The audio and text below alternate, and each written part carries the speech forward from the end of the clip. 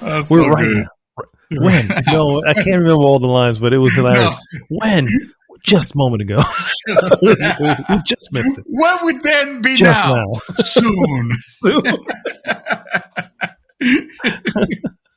Oh my god! I had to watch that movie again. Dear Lord, I just need to watch that movie. It's one of the dumbest movies. This is the. See, here's the thing, bro. You had no problem with this humor, though. I know. It's like this is, but I don't know. Maybe it's because I have a the nostalgia behind Nostalgia. I was just gonna say, yeah, like yeah. It's really the only thing I can think of, because I tell you one thing that would just absolutely ruin that thing, and that's Hollywood going, we're gonna remake Spaceballs, and I'm just gonna be like, okay, no, fuck that's that. it. I am cutting off California and everything that has to do with it. No more movies for me. No more movies. Yeah, no more movies. Unless they come from any other, because you're not gonna cut like Indian foreign movies. Oh no, yeah. Come on. It'll just be that. It'll just be Hollywood. Have you seen the new Ben Affleck film? And I'm going to be like, who's Ben Affleck? That's all I'm going to hit.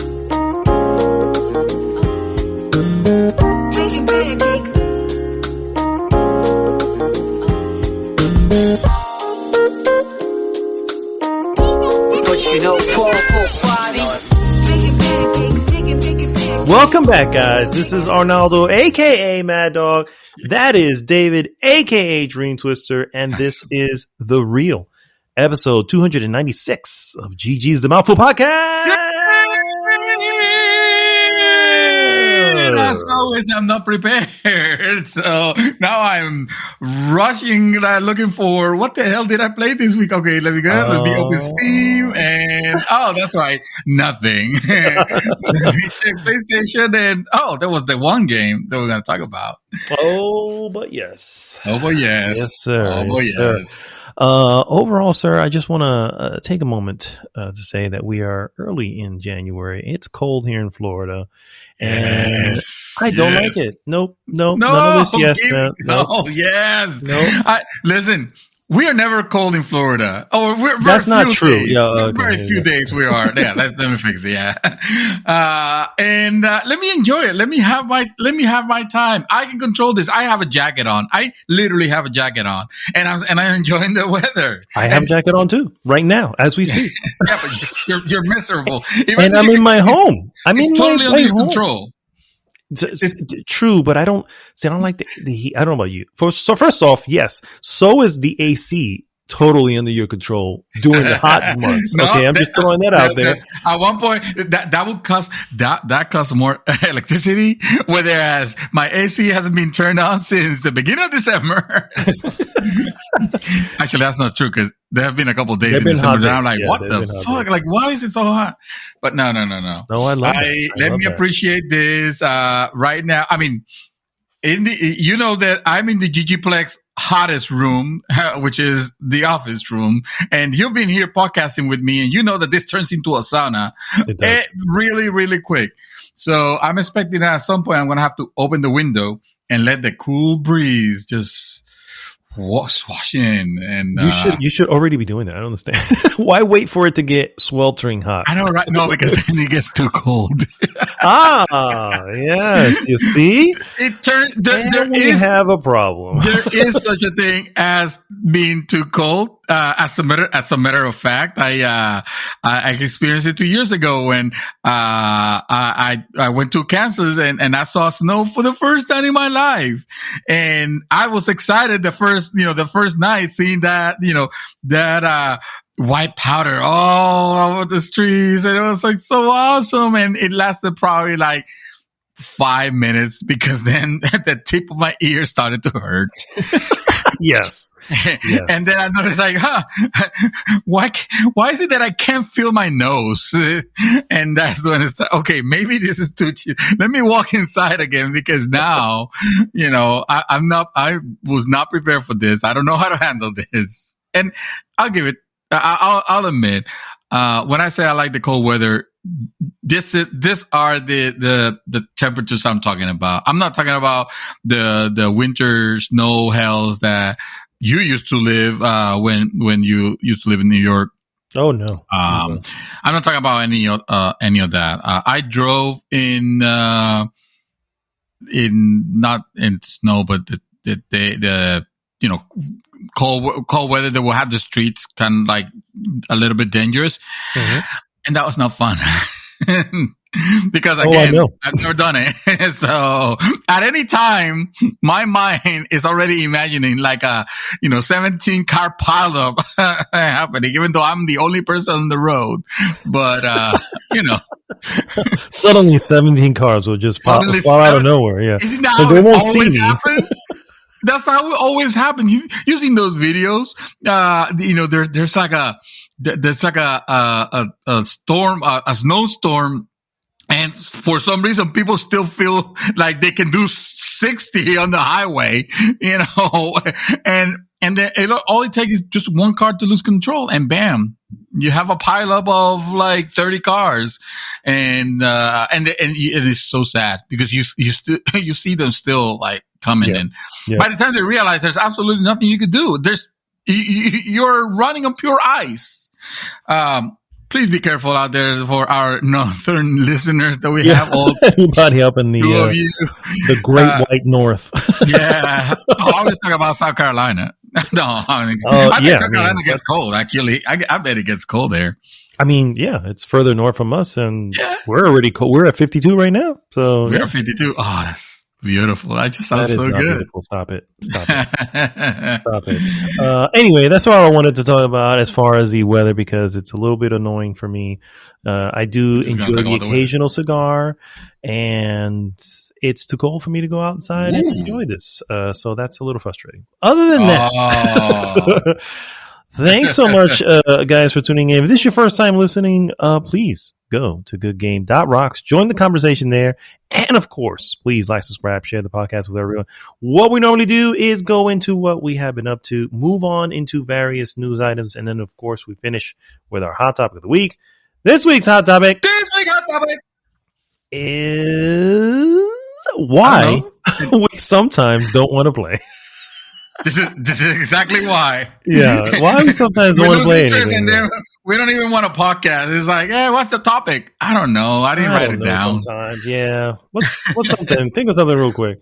I think we both have experienced this. I think most of the time it happens after like a major game or something like that. But it has also happened on other moments where you're just like, oh, okay, I don't want this right now. Yeah, I'm just not feeling any of these 400 games that I have downloaded at the moment.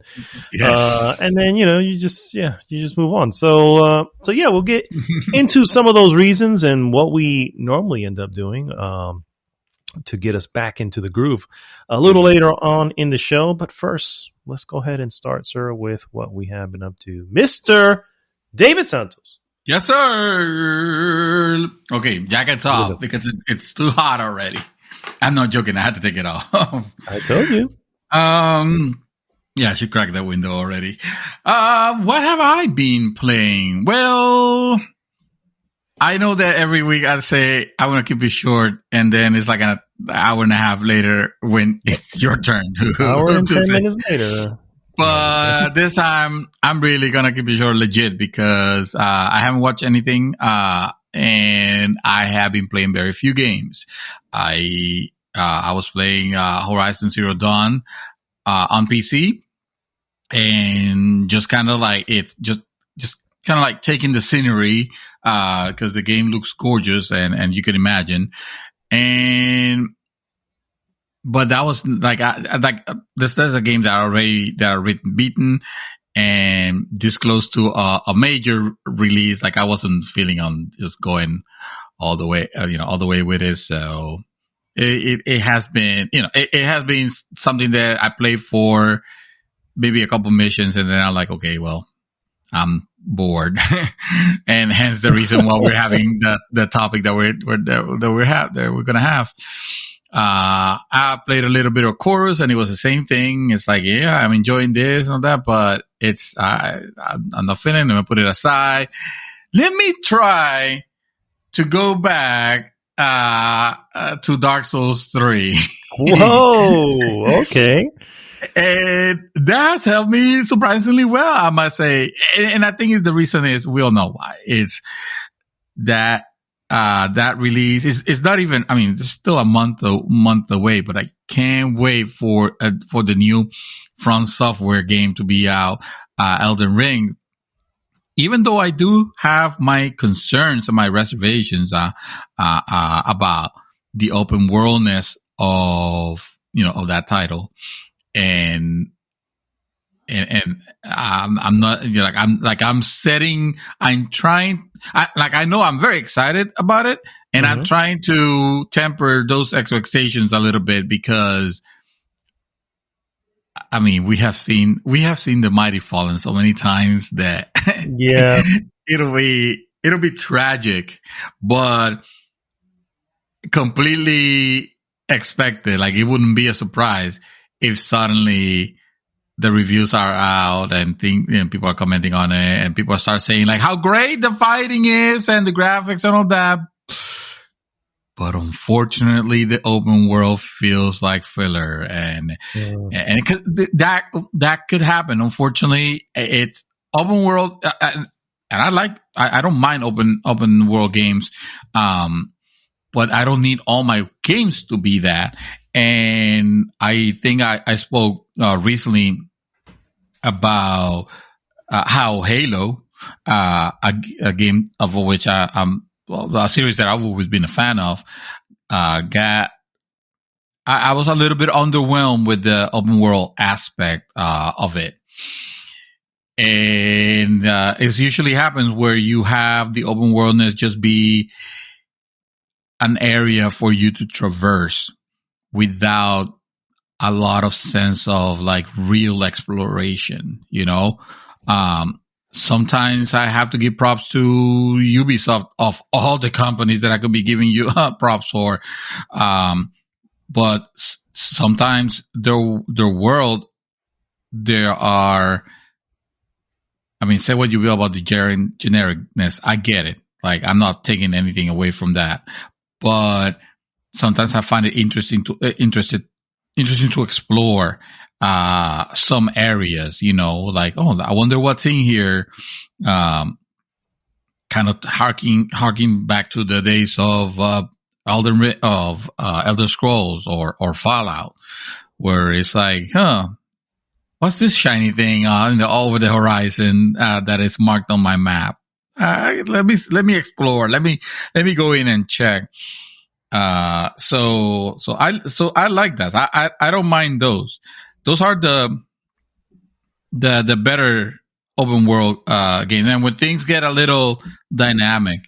And then there are the others where like Halo felt for me, and also Ghost of Tsushima, where yes, everything is very beautiful. I don't take it away, especially Ghost of Tsushima.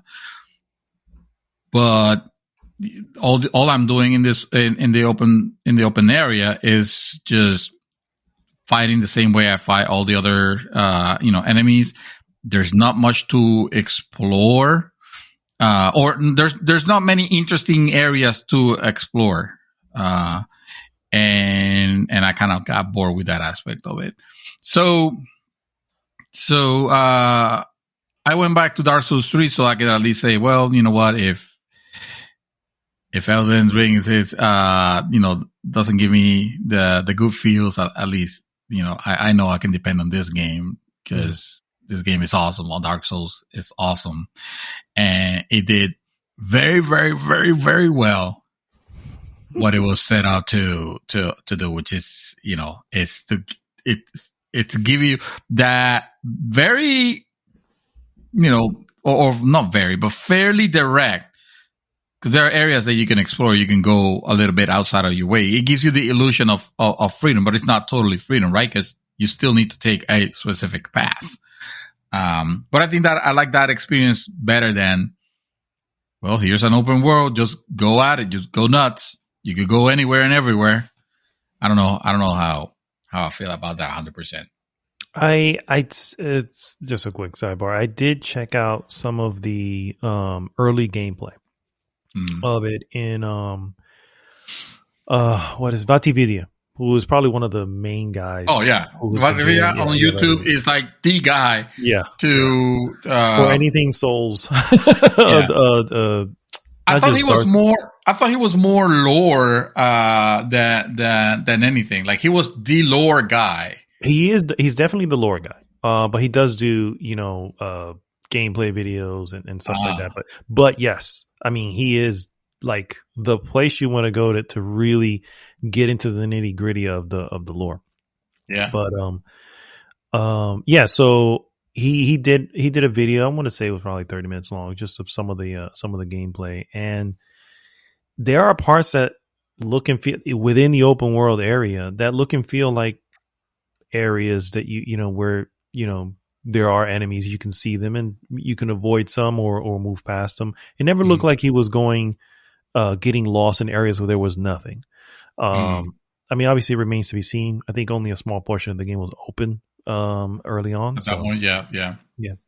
But anyway, I am, after seeing that, and seeing how it ran as well, I am pleasantly optimistic. I mean, regardless, this is going to be a day one. And I always say never to do that, because so was fucking Cyberpunk. Yes. You know what I mean? But Cyberpunk tricked us all. Cyberpunk had nothing but red flags everywhere, and I literally the night before decided to get on it because everybody else was getting on it. But had I gone with my initial feelings, I would never have jumped in. Here, I'm not hearing that. No one's saying anything specifically. It's running at 60 frames per second on PlayStation 5, which is unheard of from Software. You know what I mean? So yeah. Tell me about it. So yeah, I was like, they're not infallible, right? I mean, it's the same people that did fucking Armored Core. Yes, I said that. Dark and Chaos. I think Armored Core is a bad game. There you go. Moving on. They're gonna super hate me for that. I'm gonna get so much hate for that. Yeah. Yep. Much deserved. I'm sure. No, I'm just kidding. No, I'm pretty sure. When I talk about Armored Core, I have no experience with Armored Core, to be real. I've only remembered the PS2 version, and that's it. So it's probably a great game. It's just it didn't interest. You know what?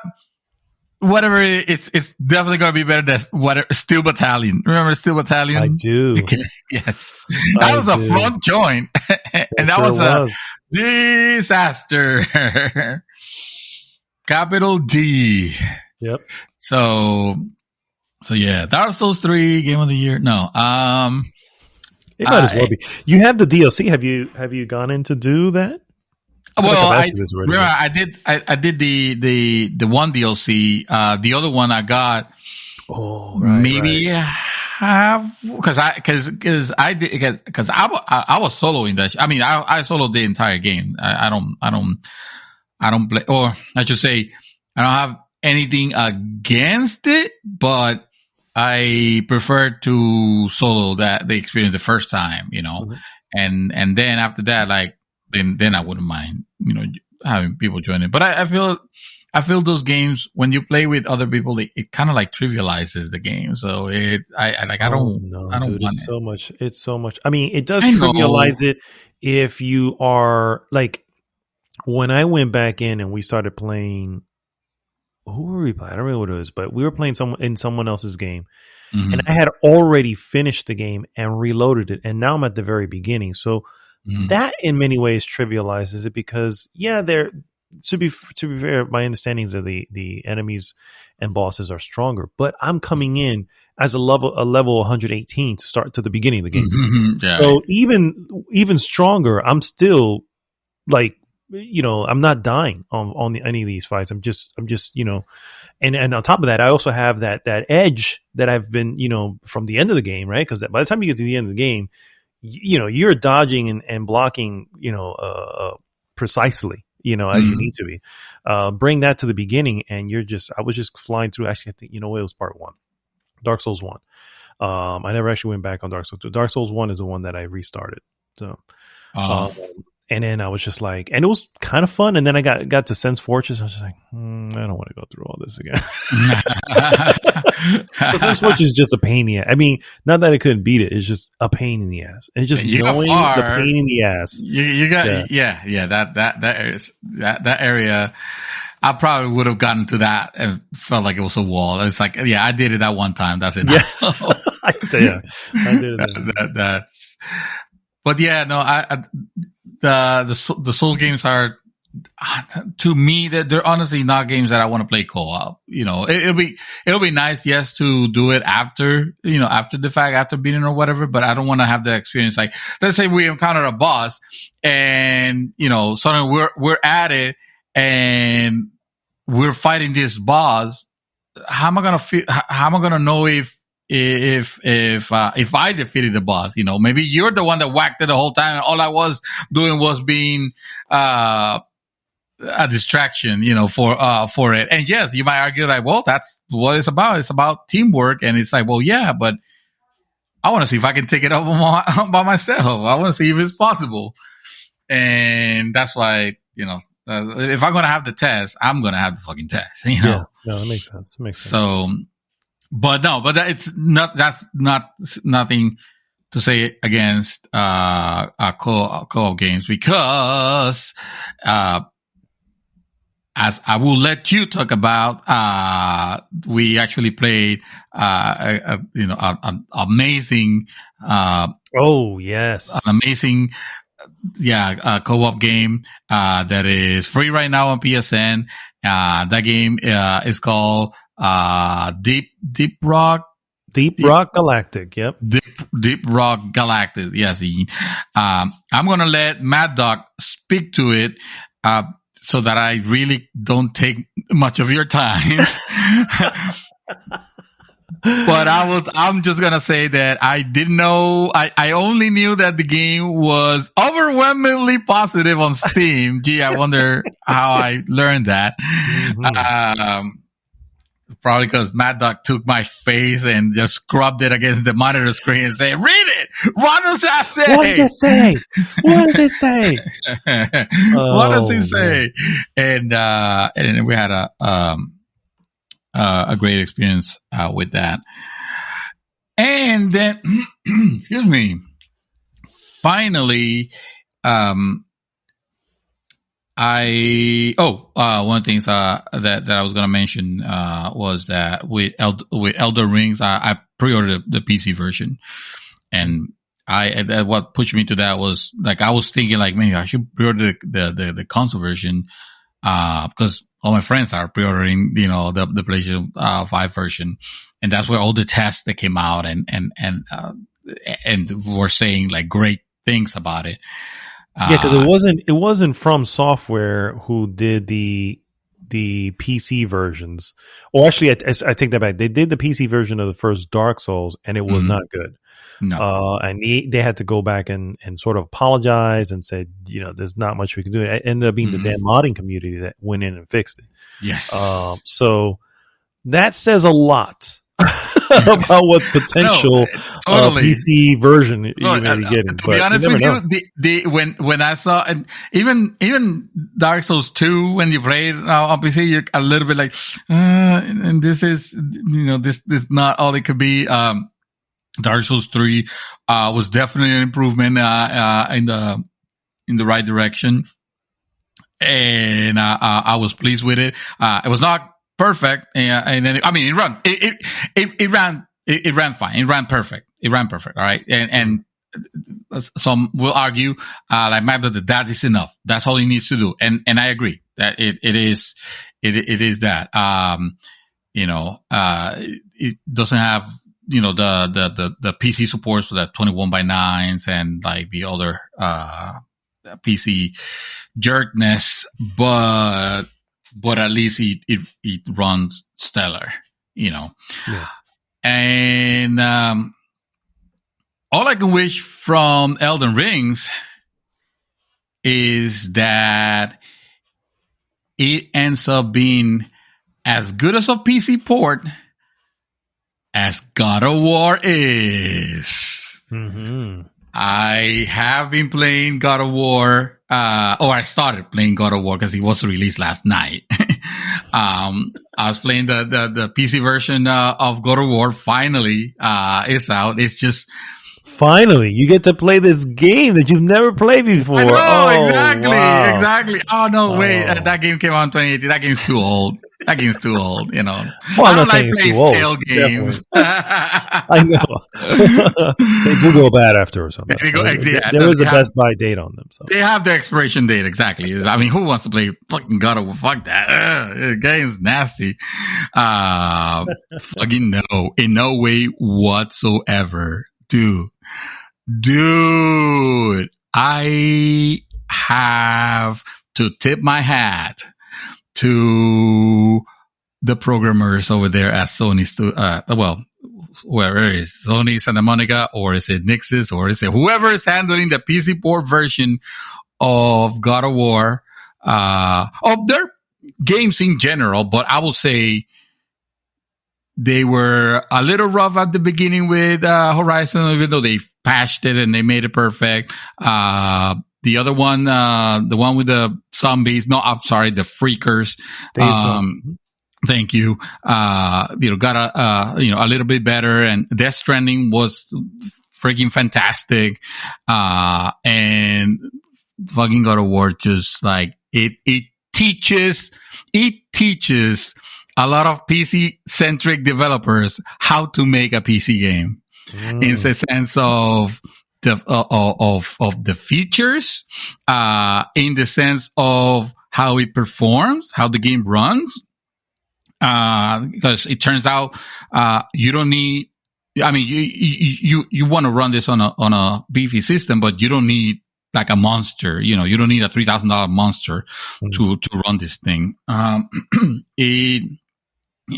So in terms of performance, in terms of, all the, supporting, right out of the gate, DLSS, from NVIDIA, which I've explained here, that is the method of, rendering, let's say, you select the resolution to be 4K, but the game renders the game at a lower resolution, but then upscales it without having any, not using any trick like checkerboard, like checkerboarding, for example, or anything like that. It's just, it uses,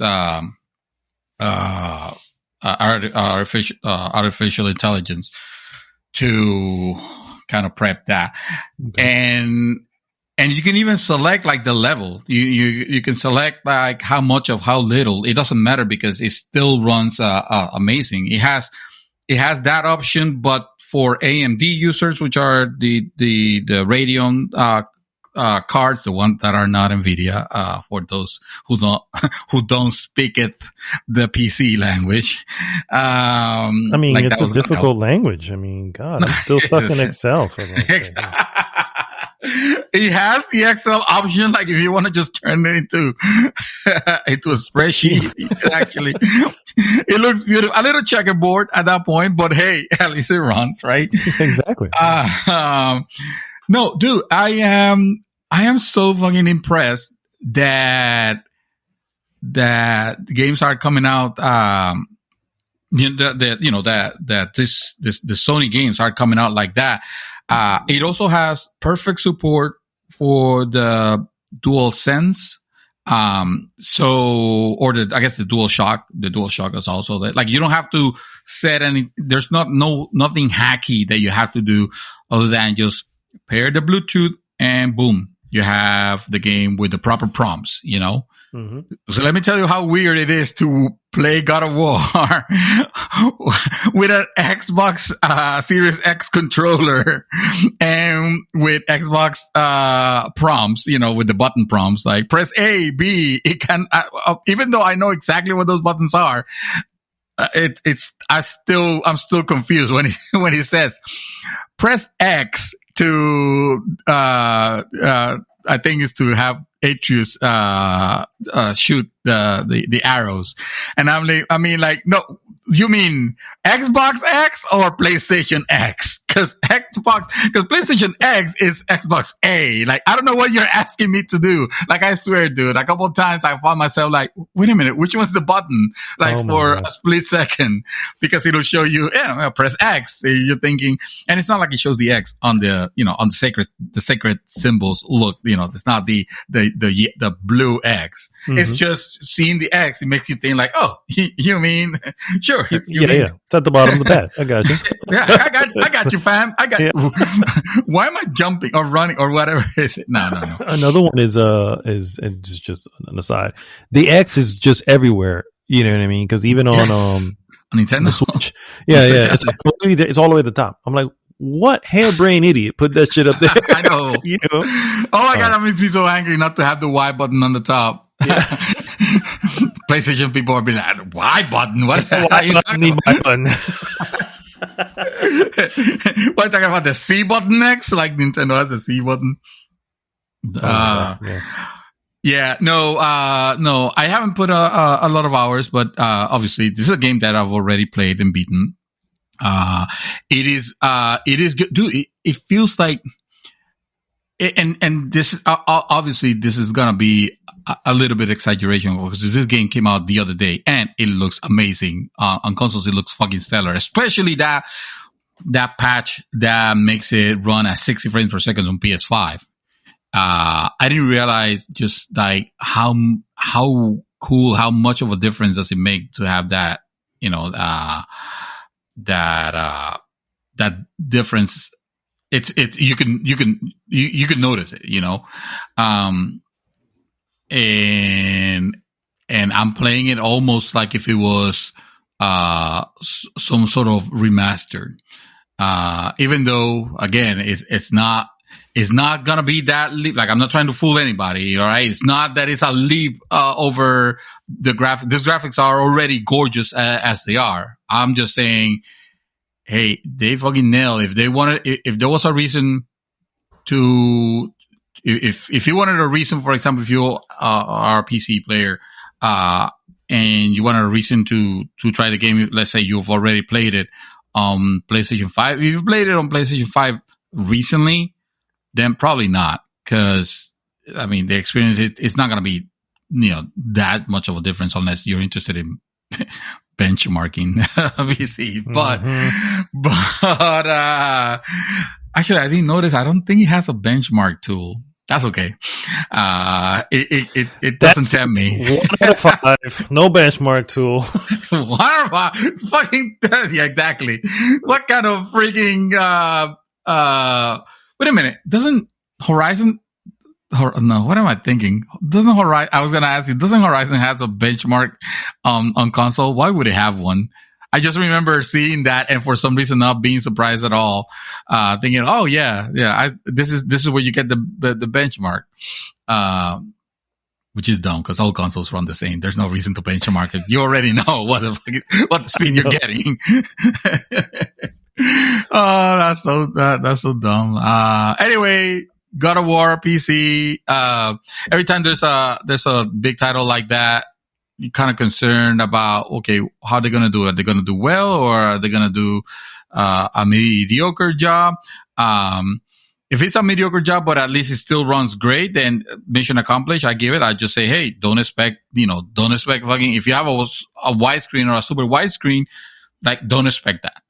Because, they didn't they just ported the basics as it looks on the console. And if you're okay with that, you're okay with that. If, obviously on PC, you will expect at the very least, hey, make this, textures look a little better, thank goodness that, again, God of War was already a gorgeous looking game. So, I don't think there would have been any difference on the textures themselves. Like, I don't think there's any new texture work. I think it's more, the way the textures are displayed now, because you don't have, checkerboarding, for example. You don't have to, you don't have those issues where some things, especially when you're moving the camera, can look a little fuzzy. Again, if, like, you will have to know, I think that's one of the reasons why a lot of people, like, I noticed on a lot of forums, and evidently some people on our even group but some people they don't like the digital foundry analysis. And to be fair, I sort of understand where they're coming from. Like, when you start, it's digital foundry is going to be analyzing the game. You're either interested on that or completely uninterested on that. And if you're completely uninterested on that, like if you don't want to see how the sausage is made because you like the sausage, then just go eat your sausage and that's fine. You don't have to worry about, don't cry about the people that are interested in seeing how the sausage is made. And, unfortunately, sometimes you see how the sausage is made and that's when you realize the nitpick. They have to nitpick. That's their job. They compare, side by side. They put the freaking picture side by side and they're going to show you, well, this version has this version runs at, this way. This version has muddy textures, but only on certain parts, or, they're going to give you that narrative.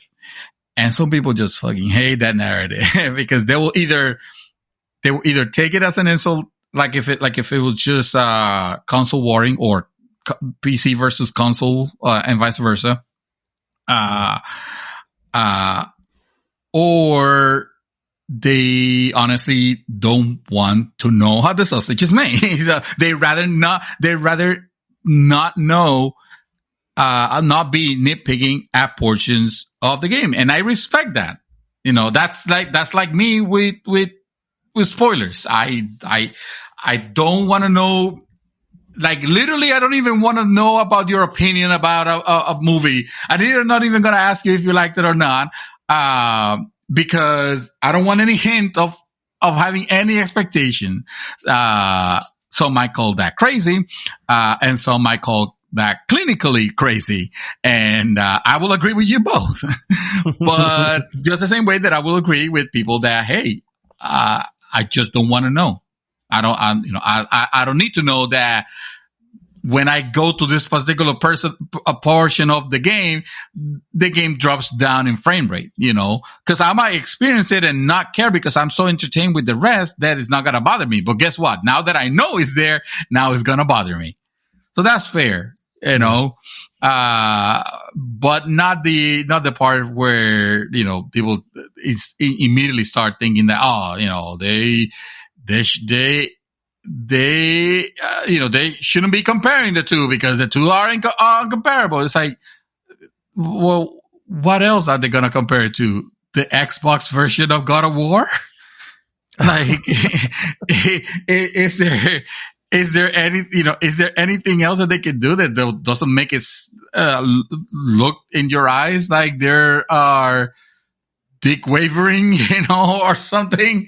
It's like, obviously they need to compare, PS4, PS5, and now the PC version, because that's the new version that is out. And it is obvious that I take it back. It's not obvious because it's not always the case. Let me tell you, it's not always the case. Bad ports, terrible ports, broken ports, those, you have seen that many, many a time. Mm-hmm. And also, if you're a PC gamer, it doesn't matter how beautiful it runs for anybody. If on your particular rig, the game just refuses to run or refuses to hum well enough, you're going to think it's a piece of shit with reason. So anyway, I lost my train of where I was going with that, but anyway, all this to say is that the founder they're just doing their job, and you don't have to see it. It's not always an attack, console versus PC. Consoles by nature have to have a budget of performance. Obviously you see the PS5. The PS5, it's an incredible fucking accomplishment. What they've done, and for the price that they're selling it and all that, it's like, it's ridiculous. It is, that's the reason you can't find one. That's one of the reasons you can't find one. But but you can't put it to compete versus a high-end computer, because that high-end computer is going to have it's going to have brute force. Now that high-end computer didn't cost $500. I guarantee you. So you kind of pick your poison, Too Close, God of War is in stores. It's in Steam now. I need to stretch. I'm not going to talk a lot, so I need to stretch my part a little bit so it doesn't sound like it. Give you 5 minutes and now it's your turn. But guess what, Mad Dog? Now it's your turn. No, it's not, because I know you saw a movie and I'm still waiting to hear your thoughts on it, sir. Hello. I saw a movie? Yes. What movie did I see? Hold on. Friendly Neighborhood, Wow. Oh, yes. Wow. Oh, well, that should tell you. I think we know exactly where this is going to go. Wow. Wow, indeed. Wow, indeed. How could I forget about Spider-Man, No Way Home? Right? Is that what it's called? Sure. Remember, I changed the names on things. So, Spider. Now I need to make sure. Spider-Man. Yeah, Spider-Man No Way Home. Yes. See, don't try to get me confused. So my review of Spider-Man No Way Home. As you can see, I kind of forgot about it. No, it's not I'm so no. Let's preface this correctly. Okay. Yes. First off, because I haven't seen it, and it doesn't matter that I haven't seen it. I already know, and not that obviously, I'm saying you can just speak openly about it. No, I'm not. I haven't seen it, but what I had already suspected. I know I have a feeling it's already been confirmed. But that all said, let's take it back. Spider-Man 1, 2, 3, Tobey Maguire series.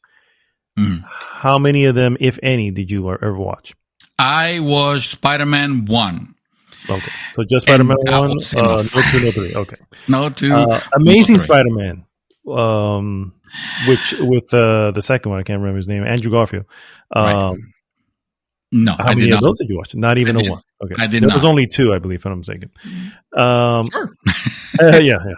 And obviously, I was not in my super here. After Batman Forever, I kind of gave up. that was the crash of hero movies when that happened. Fair enough. The X-Men happened and they came and went, and I was like, there was a blip. You know what freed me off of that? Honestly, it was Iron Man 3. I knew it.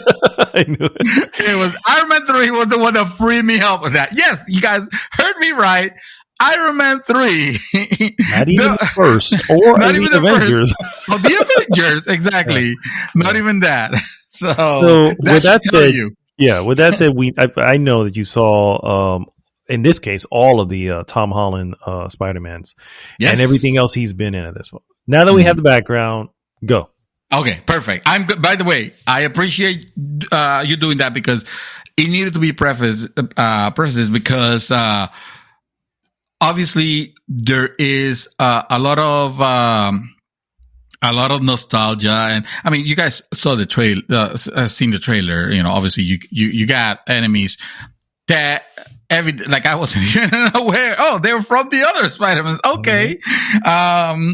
And they're here. So that hints, towards, a version of a multiverse.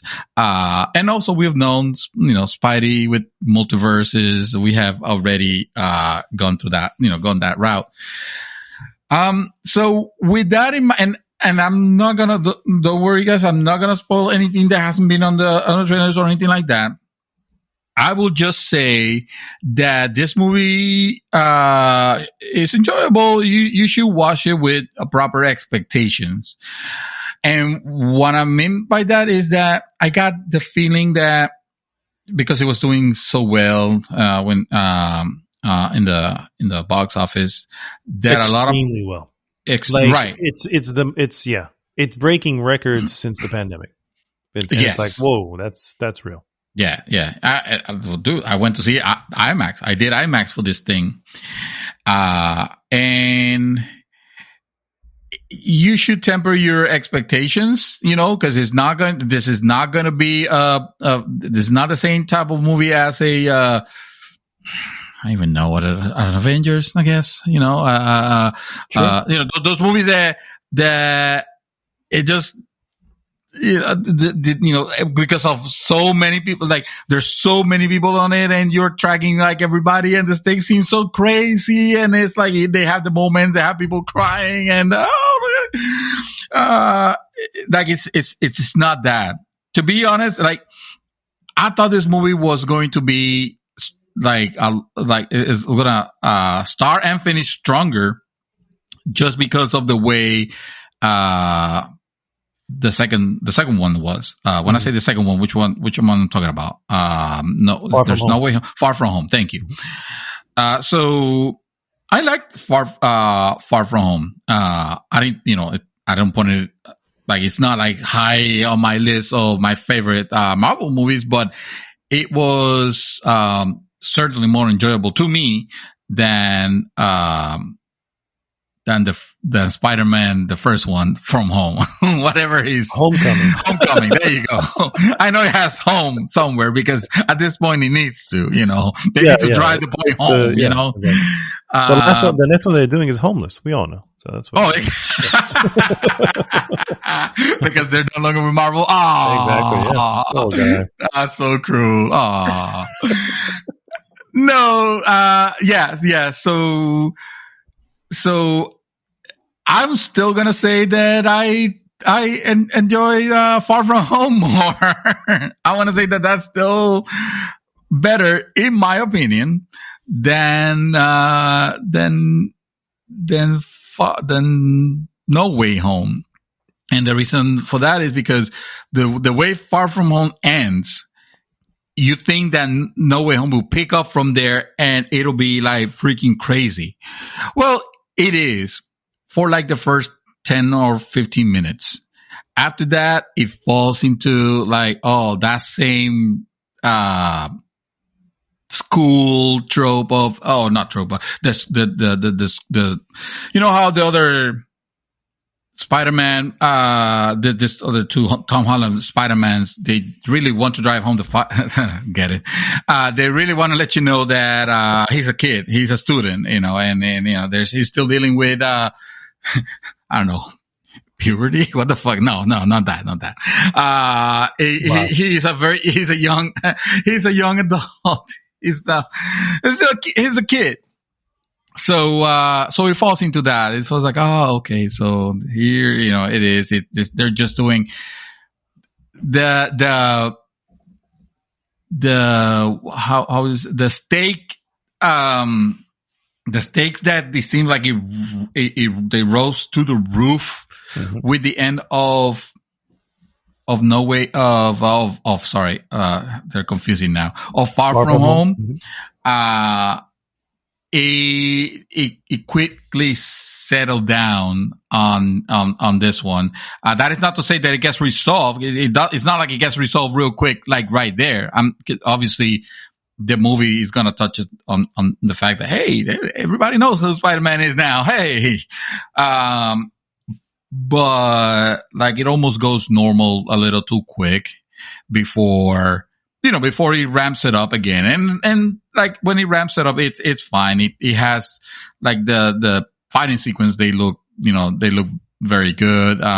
Some of the motivations are kind of stupid,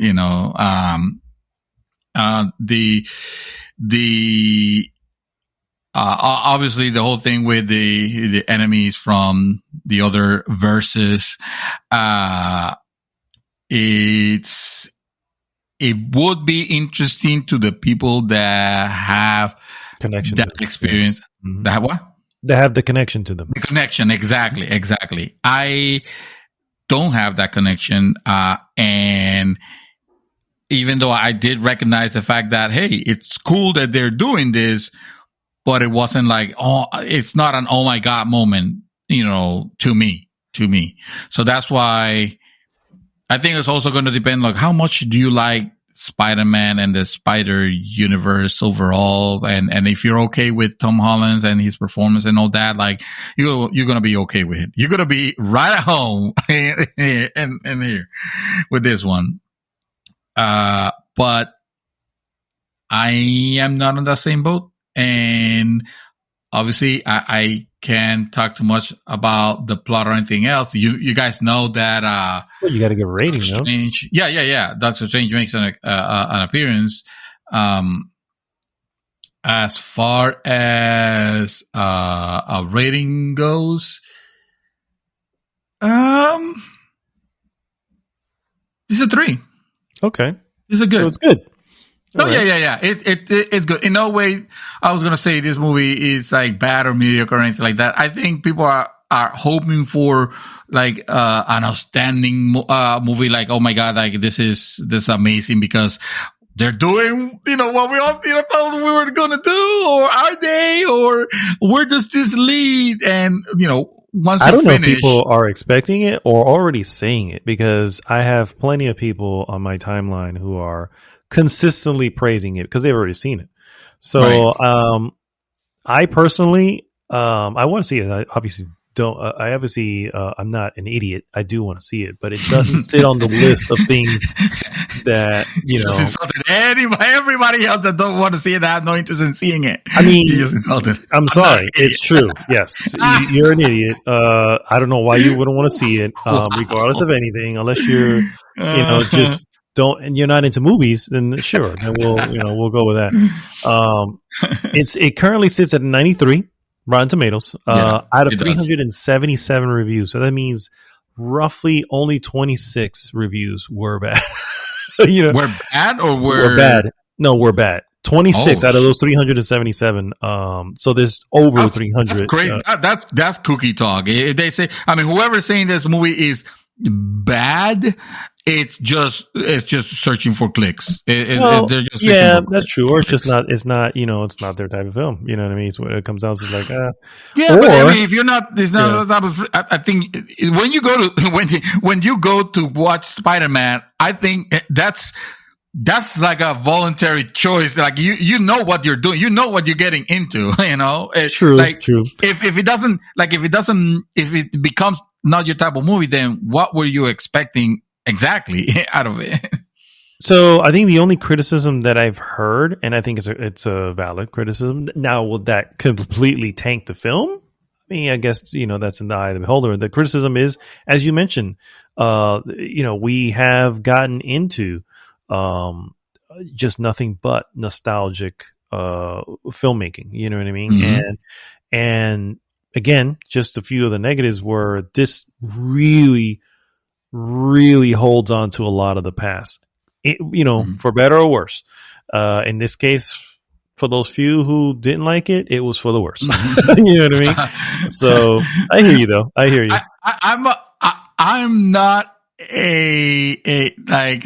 like I didn't watch the other older Spider-Man movies except for the first one, and I could already hear, without knowing, some of the lines that were like line by line that were from the previous movie. So it's almost like, yeah. Well, they tend to, the delivery of it is what is the problem, right? The delivery is that obvious. It's so obvious. Everyone in the crowd who knows it, yay. The ones who don't know it go, okay, so there's clearly some sort of connection to this other movie that I don't know about. You know what I mean? So because it's the delivery. It's always, and it's I won't say anything because, like I said, I got slightly spoiled on some things. And by the way, don't go to IMDb if you know nothing. Do not go to IMDb. Oh, you shouldn't be. You shouldn't be going there at all. Don't even Google because it just unless you're googling for showtimes. But other than that, yeah. I mean, it's. I don't necessarily. I would not like 93 Rotten Tomatoes. It sounds high, but again, you gotta understand where I'm coming from. I do like. I love the Marvel movies in general. Tomorrow I intend to watch the Eternals, which I just realized I told my wife I wanted to watch the Centennials. That's what I was calling it. Before I called myself, oh shit! I just get. That sounds like a spoof, you know. Yep. But the Chinese knockoff version of the Eternals. The Eternals. I'm gonna try to watch that tomorrow because it's out. It's on. It's on Disney Plus already. So I have like zero desire to watch me too, bro. Like, I have to just zero. It was the same thing with the rings, but the rings, yeah, and like I was not interested in watching that, but it was the next Marvel movie, and that's how they get you, bro. That's how they get. Now you're hooked. You know what I mean? Because it's like, well, I got to see what the next thing is. That's how Disney and Marvel are playing it. They're like, you know what?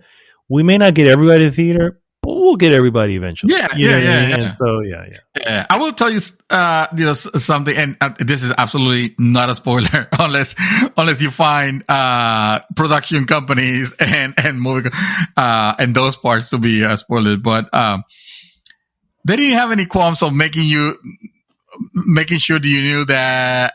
Oh, this is a Sony Columbia Pictures. Yeah.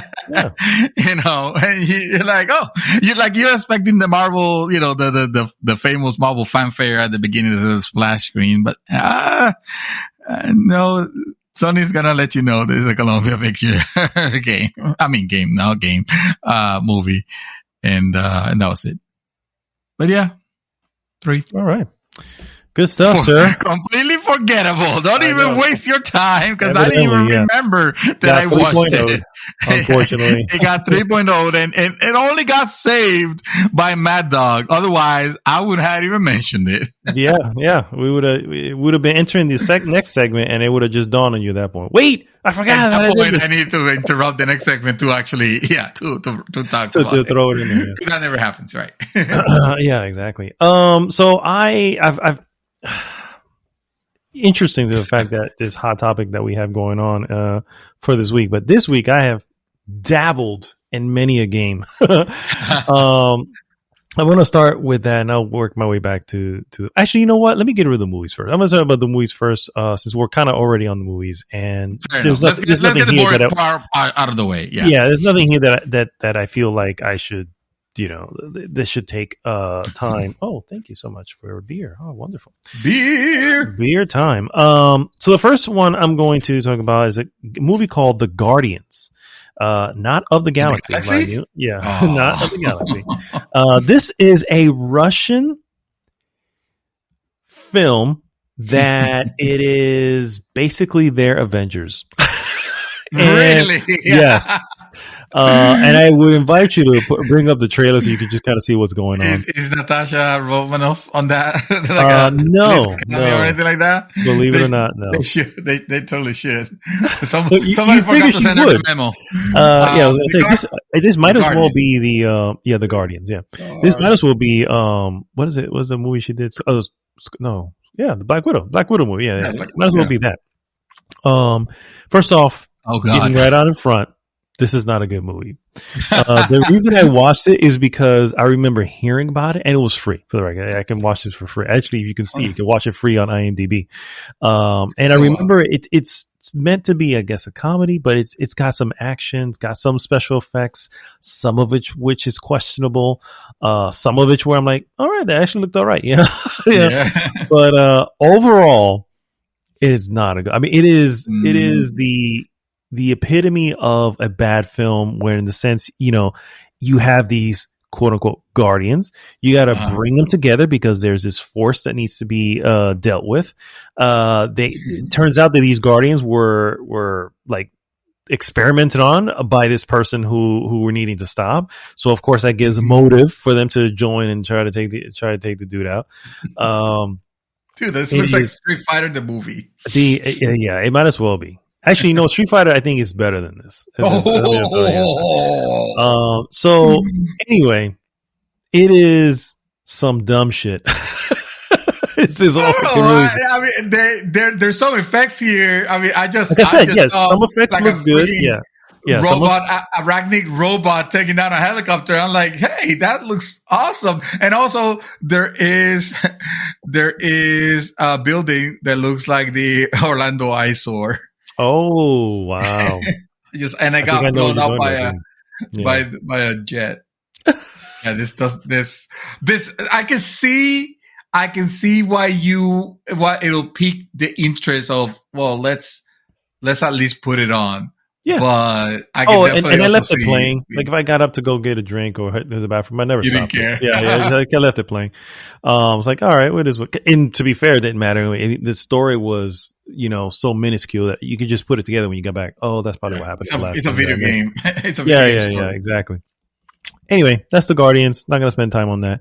Next one I did saw was a film that I've been wanting to see since it released in 2012, and that is Beast of the Southern Wild. This is not a true story, but it happens during the true events of Katrina in New Orleans. There's these group of folks. I don't know if they're given a name. I don't recall if they're given a name, like the group is given a name, but they live on the very, very far outskirts of New Orleans. But like in the real deep bayou. And they're, very, very poor. We're talking severe poverty here. The girl in the story literally has her own place, and she's probably 10 in the movie because her dad lives in this other spot, which is, they look like trailers that they put together with, pieces of a car or something like that. And even the boat that he has it's basically the back of a pickup truck that has stuff that floats. Anyway, so it's just about how they have essentially how they survive the events of the hurricane, how they get taken in, because saying you guys really shouldn't live out here. It's dangerous. And of course they fight back on it and say, I don't give a shit, I'm leaving. And so it is ridiculously well acted by this little girl. Hands down. I started looking up, where is this person? Why haven't I seen her in another film? Because she's got to be badass by now. But it is really, really well acted by because let's be real, sometimes child stars you could just tell, like, oh, that's a kid, Yeah, you have your good days, you have your bad days with them. Who knows what you get at the time. But this one here, she was just kids. Am I right? Freaking, yeah, kids. Anyway, this is definitely not a you movie, bro. This is steer clear from. Steer clear from. Yeah, this is not for you. It does have heartbreaking moments. It's still, my wife watched it, even though she wasn't there to watch it. I just kind of put it on. She was like, "Oh my god!" By the end, she was like, "God, this is so depressing." Yeah, so I was like, "Definitely not for you, sir." And the last movie I saw, you may actually enjoy. It's called Being the Ricardos. And of course, if you don't know who that is. Oh, I've seen a lot of trailers for that. And yes, he has piqued my interest. Yes. It stars Nicole Kidman as Lucille Ball, and Javier Bardem as Desi Arnaz. It also had J.K. Simmons of many movies. But anyway, it doesn't matter. It is it is a really cool story. First off, it is directed by Aaron Sorkin, who also writes it. And I don't know if you've ever seen it. Well, you should have, because I believe he didn't direct, but he wrote The Social Network. And you remember The Social Network, and you remember how those characters have that just sharp wit, right? You have these conversations that happen, and you look at it and you just go, man, I wish I can speak like that on demand. Yes. You know what I mean? It's like, it's impossible. That's probably one of the criticisms that he gets a lot, is that his characters are just too witty. You know what I mean? And in my head, I'm like, what is that? Why would you, say, that's why I want to see the movie. I want to see somebody who can just tongue lash somebody. You know what I mean? People like that exist. It can't be everybody. It cannot be everybody. Yeah, exactly. And that's the whole deal. Everybody in this cast is just. I wholeheartedly believe that Dark is one of them. Yeah. Oh, I believe so too. Yeah, he's definitely one of them. Because what he comes up with is just left field and just nails the timing, the everything. It's like, everything bro. is called. Yes. He's shout out to Dark. Anyway, so this takes place during a week in time. Well, you've seen the trailer, but it takes place during the week in time for them as they're recording the show. Mhm.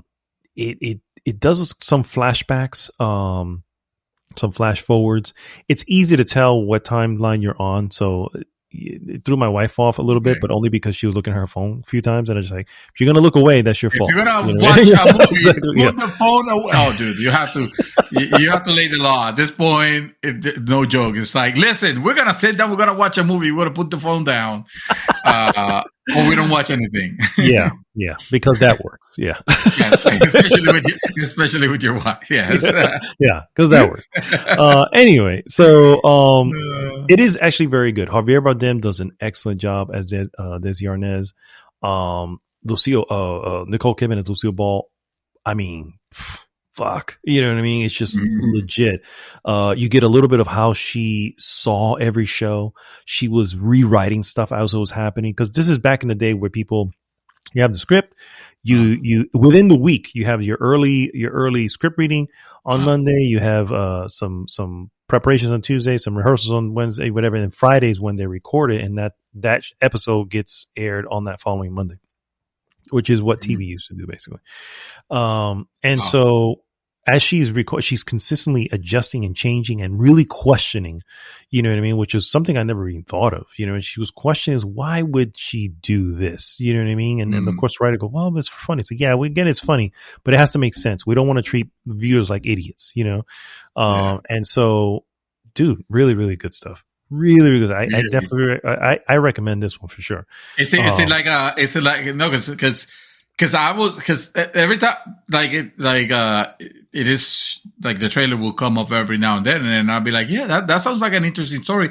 And now that you're giving it, your endorsement, I am going to put it on my list. It's going to be, probably one of the next ones that I'm going to want to watch.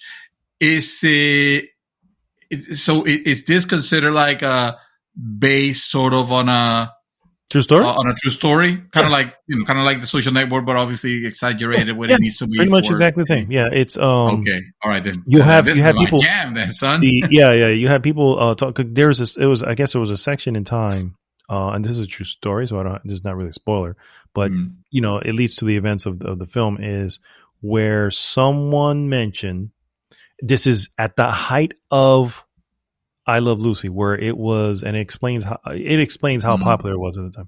But basically, someone mentions on a radio show, something like that she is a communist, and that, of course, lights the fire. The network has to come in. Like, what is they saying? Why would they say this? You know what I mean? And this is, and by the way, this is back in the days, you know what I mean? Where it's like, right. Communists were hung or, you know, okay, maybe exaggerating there, but they were definitely looked down upon. Anyway, and to be fair, they are now as well. But anyway, that's beside the point.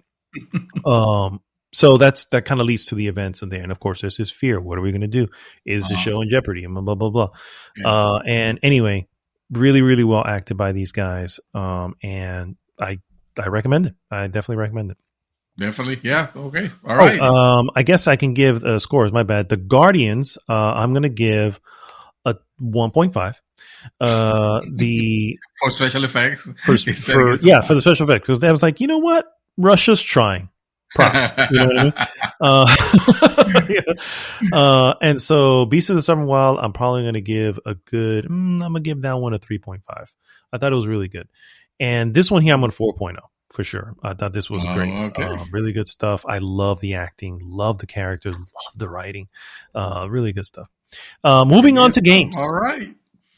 I have a bunch. So I'm going to just start with the small ones and work our way to the big ones. First and foremost, got back into some Cider Shadow, really trying to finish this game, but oh my God, does this shit get hard towards the end. Cyber Shadow? Which one? Cyber Shadow. You remember Cyber Shadow? No. It came out at the beginning of last year. Just look it up, Cyber Shadow. It's two words. Cyber. And you'll probably recognize the moment you see it. It's from Yacht Club's games, published by Yacht Club. Oh, yes. Okay. Games, yeah. I'm in. Yeah. This is the 8-bit looking or 16, whichever one. Or Ninja, like Ninja Gaiden. Ninja Gaiden looking. Yeah. So it gets hard. Okay. Wow. I forgot about this game. Oh, dude, this is good stuff. But I'm immediately to the front, dude. I am like yelling and screaming at the thing. You know what I'm saying? And then of course, shortly thereafter, I'm like, oh, that was awesome. You know what I mean? It's just, Yeah. but it keeps going on. But I have to put it down because I just curse because I can spend. The cool thing, you know, this is a small game, so I can spend in an area 20 minutes just trying to get past it. But in those 20 minutes, I've died probably a good 30 times. You know, it's just like, I'm like, fucking hell, this shit is, you know, sometimes I just you know, you have those things where, you know what, just fucking die. Just fucking die. I don't even care. And I'm just leaving him in the area, just getting hit like, fuck it, whatever, man. Just get out of here. Is it the checkpointing that gets frustrating or? No, it's not. The checkpoint is actually not that bad, but again, it's just getting from checkpoint to checkpoint. And that's honestly what I'm doing now. It's like, I just need to get to the next checkpoint. And it's not far. It's just it takes good handling of the character, right? Cause it's platforming. Right. It's an action game. You have your move sets. There's certain, things that you end up getting, that you have to time them well. And so that's where it comes down to. And once you get it, man, you feel good. But man, when you don't get it, you can still get away sometimes, but it can be brutal. That all said, I'm still freaking playing it and I still have it. And, I played it last year and I got probably toward at the beginning of the second half, of the game. And I put it down. I started all over again. Yeah.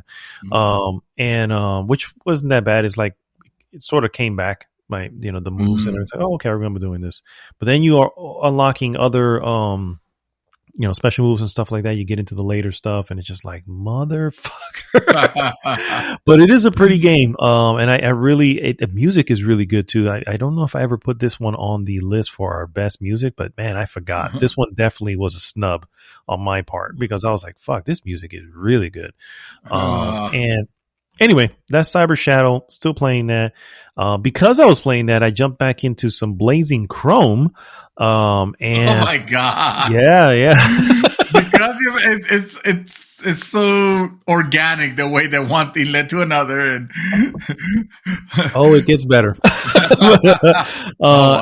Anyway, Blazing Chrome. This is of course how would I even describe this one? This is very.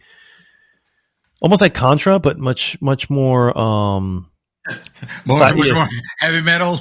Heavy metal, yeah, much more heavy metal. Contra, but basically that same type of gameplay. You get hit once, you die. You know what I mean? You have a certain certain amount of lives, so you just kind of want to go through it. We actually, I did make a mistake. You and I played this together at one point when it first came out. Yeah. So something I'd like to get back to, but very Contra, very Metal Slug. I think Metal Slug is probably a better visually. It's very visually Metal Slug, and so yeah, I just got into this for a little bit and just reminded me first how much I love it, and then second how hard it is. I'm like, fuck, I need somebody. I need somebody to help me out on this one. There's no 30 live. There's no. I mean, if there is, I never looked it up, so I have no idea, but maybe there is. And then I also, this one I just recently purchased. I say recently, probably in the last 3 weeks or so. And it's a game called Huntdown. And again, this is another old school looking, side scrolling action game. But you were on that trip. Oh, dude. Yeah. I was all into that. But this one is completely voice acted, which, I love. And I'm like, wow. When it's completely voice acted, okay, all right, you got my attention. You know what I mean? I remember Huntdown. Yeah. Dude, this one, very 80s. The trailer is also very 80s. I own this game. Let's see, Huntdown. I think I owned it. I was about to wish list and it said, Huntdown is already on your Steam library. Bro, why haven't you played this shit? Anyway. Why indeed? Because all reviews on Steam says overwhelmingly positive. Oh my god, what? What the fuck happened? I don't know why you're missing out on this. You see the problem? It's like you get that list of Steam and you start buying, and next thing you know, you forget that you own it. Well, these are the shit. moments, these are the lulls in between major releases where it's like, this is a perfect time to go jump in into some of these instead of, benchmarking or whatever. Anyway, uh, God of War. Fuck you. uh, I'm playing a game that I already beat, so it doesn't matter. I I didn't can get pick to it play. up. I didn't get to play this one too much. I think I probably played just the first level, but dude, I was just, visually, this game Yeah. is beautiful. Yes. It is very action packed. It is just extremely well done. The 16-bit graphics, Yeah. awesome. It does roll at 60 frames per second, even as a 16-bit. It just looks absolutely amazing, bro. I gotta say, visually, this one's a winner as a 16-bit game. Yeah.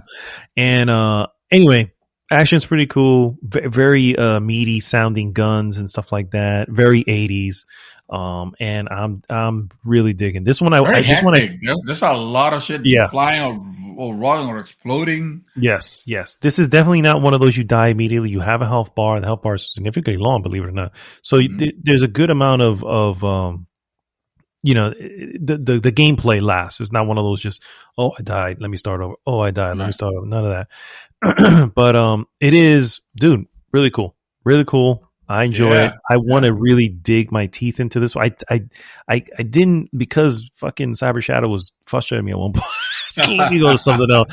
And then I did this and I was like, fuck, no, I don't want to do this one now. Let me go back to Cyber Shadow. Because I was like, I want to finish Cyber Shadow. I feel like that's one of those, I'm getting that itch to just really grind on something challenging like that. And I'm really enjoying the game. And then I tried this one for a little. I was like, fuck, this was going to lure me away. Let me just stop. Lots of good reviews. 5 out of 5, 10 out of 10s. It's an amazing game, that one. So Yeah. we'll let you know more about that. I played Concrete Genie. And Jesus Christ, you are. Let me see. I need to pull them up so I can see. Concrete. Oh, this is a PlayStation exclusive. This is not an 80s one. You'll probably recognize when you see it, but I see. Overall, so the story is you play as this kid who loves to draw. And he's in a town that's been, laid to waste by layoffs or something that's going on. And somewhere along the line, he discovers a magic brush, because that's just how that works. And he's able to paint, essentially graffiti, and bring back life to the little town. And in essence, also bring with that these little quote unquote genies that are that he paints. And it's a kind of a cool feature because you design what they look like and then they come to life. And they move around. When you say design, you mean like you have free well, you have templates. You have a lot of templates that you can use to create. But then you put them together and got you. Yeah. So for instance, you can create it with 2 long ears and a tail, and it'll completely work out that way. And obviously they help you out by giving you stuff. And for some reason, this town is completely empty with just these group of bullies that come around, bully you all the time for whatever reason. And anyway, that's what you're doing for the most part, bringing back these areas. And I was actually like, okay, well, I'm all right with that. Put actually a good amount of time into this one. I probably put a good 5-6 hours into it. Maybe not much, maybe about 4 or 5 hours. So I was like, all right, this is whatever. And then somewhere along the line, it suddenly becomes where I'm fighting something. You know what I mean? And the controls for battling are not working, or at least not working for me. So there's this one particular creature who I'm chasing around the town and trying to get him to whatever, and then you have this way where you can trap him real quick, and it just, dude, I swear to God, I had to try it 10, maybe 15 times. I'm like, I know that I know how to game. So I know that I'm doing, after 15 times, I have to have at least brushed upon doing it right. Yeah. And I'm not doing it right. And and because he breaks free, you have to start the whittling down on the battle again. And I'm like, there was no battling in this entire, for the fight. And it's not a very long game, by the way, too. I think the total length is about 6-7 hours. Yeah. So I know I'm at the end, and I'm just like, this mechanic has completely ruined this for me. Wow. Completely. I was just like, I'm done. I don't even want to know what the hell happens from here. You know what I mean? Wow. The gameplay was just it was good going up to it. Nothing great. You know, and it was watching fun it right now, and it's fun to light up the town and eliminate some of this I don't know, evil goo or whatever the fuck it is that's on some of the walls. And you do that, and it brings back lights into the town, and that's what you're trying. I know what the ultimate goal is to bring this town back and get the damn bullies out. But dude, that freaking thing at that point just it infuriated me. I was just like, you got to be kidding that I did all this, and I know I'm near the end, and I can't even get past it. And I was like, no, fuck you, I'm out. I completely install it. I know you're the type, like you don't like to and neither do I, to be honest, to get help and seek the answer on a wiki or Google something or whatever. But like if I get there's a point in time where the game could get so obtuse that I'm starting to wonder, well, is it me or is the game broken? And at that point, it's like I don't want to continue playing if there is a chance that it's just too obtuse, or the game might be broken and I'm just hitting my head against a wall, an impenetrable wall. So I'm gonna find out if I'm doing it right. Do you feel like if you're so close to the end, maybe knowing the proper way, let's say, if there is such a thing, if there is one? I mean, maybe. I mean, I got the handle of what it was. We're essentially whittling the creature down. Then once we whittled him down, you're just you're essentially I guess the prompt comes up, and I want to say it was either square or triangle, where you're now slowly moving towards him, right? And it just slowly, right? Because you can't move too fast because he's going to run away. He's going to break free and run away, and that's it. What happens after that? I have no idea, because I can't make one step without him breaking free. And I'm like, okay, did I do it? And I was like so slow that I was standing for a bit. I was literally nudging the damn stick. So I was like, oh, what am I supposed to do here? And the game still lets you progress. Huh? And the game still lets you progress, even though you don't capture whatever is it that you capture. It doesn't let you progress. That's the mission at the moment, is to not capture this thing, but free it. So slight spoilers here for the game, but essentially one of your paintings essentially becomes evil, and you're trying to save it. All right, is what's happening, and that's okay. It. Without the context, I don't think anybody has. I don't think you even know that. But it definitely I tried it several times. I'm like, what am I doing wrong? I mean, it says the prompt comes up and says, slowly move towards him, and that's what I'm doing. And dude, how many times do I have to do this for them? Like, and of course, yes, I can probably bring up a YouTube video and just see how it's done. Maybe I'm moving too slow. Maybe I need to move back first. I do at that point, because then. But I wasn't 100% into the game because it was okay going to that part. Actually, to be honest with you, I almost want to say I was just like questioning. It's like, why did Sony even back this game? Because it's like it doesn't look bad though. It doesn't look bad. No, it doesn't look bad. It looks very, you know what? Honestly, this looks like the type of thing that I would respect Sony to greenlight. It's artistic, It's not about just shooting baddies. It's just there seems to be like a, I don't know, like a cute story behind it. Like it looks the graphics look, really good. So yeah, I can see why they will go, that route. Like I don't expect to see this on another platform, but yeah, if you didn't get it, like if you didn't, I tried it so many times, and it completely frustrated me. It just completely left me frustrated, and I was just like, yeah, I guess I could have done that real quick, but I didn't want to. You know what I mean? And it's one of those. In the gameplay, unfortunately, the game itself didn't really leave me like I want more. You know what I mean? I was like, I would say halfway through, I don't think I paid for that. If I don't mistake, I got this via PSN. PS Plus. And because I think it was free on one of the months. And so that's why I was also not 100, I was thinking of getting, and I saw some of the reviews, and the reviews actually not bad, but they're, you have some who go, well, I don't really know the point of here and whatever. And it just, in the end, bro, I wasn't 100% in. So that's why I didn't even go to look it up.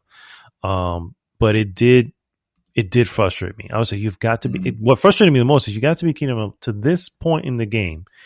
And you got them fucked up. Why is this even an element here? There was never a battle before this for the last 4.5 hours I've been playing, and now you want to introduce this element here. But hey, whatever. I uninstalled it. I got pissed, uninstalled. I literally went for a walk. It was on a Saturday. I was like, I'm out. I'm just gonna. I was so pissed off. Wow. All right, we're coming down to the last two, but before we get to the big, the main. We're gonna cut the commercials and we'll be right back. We'll be right back.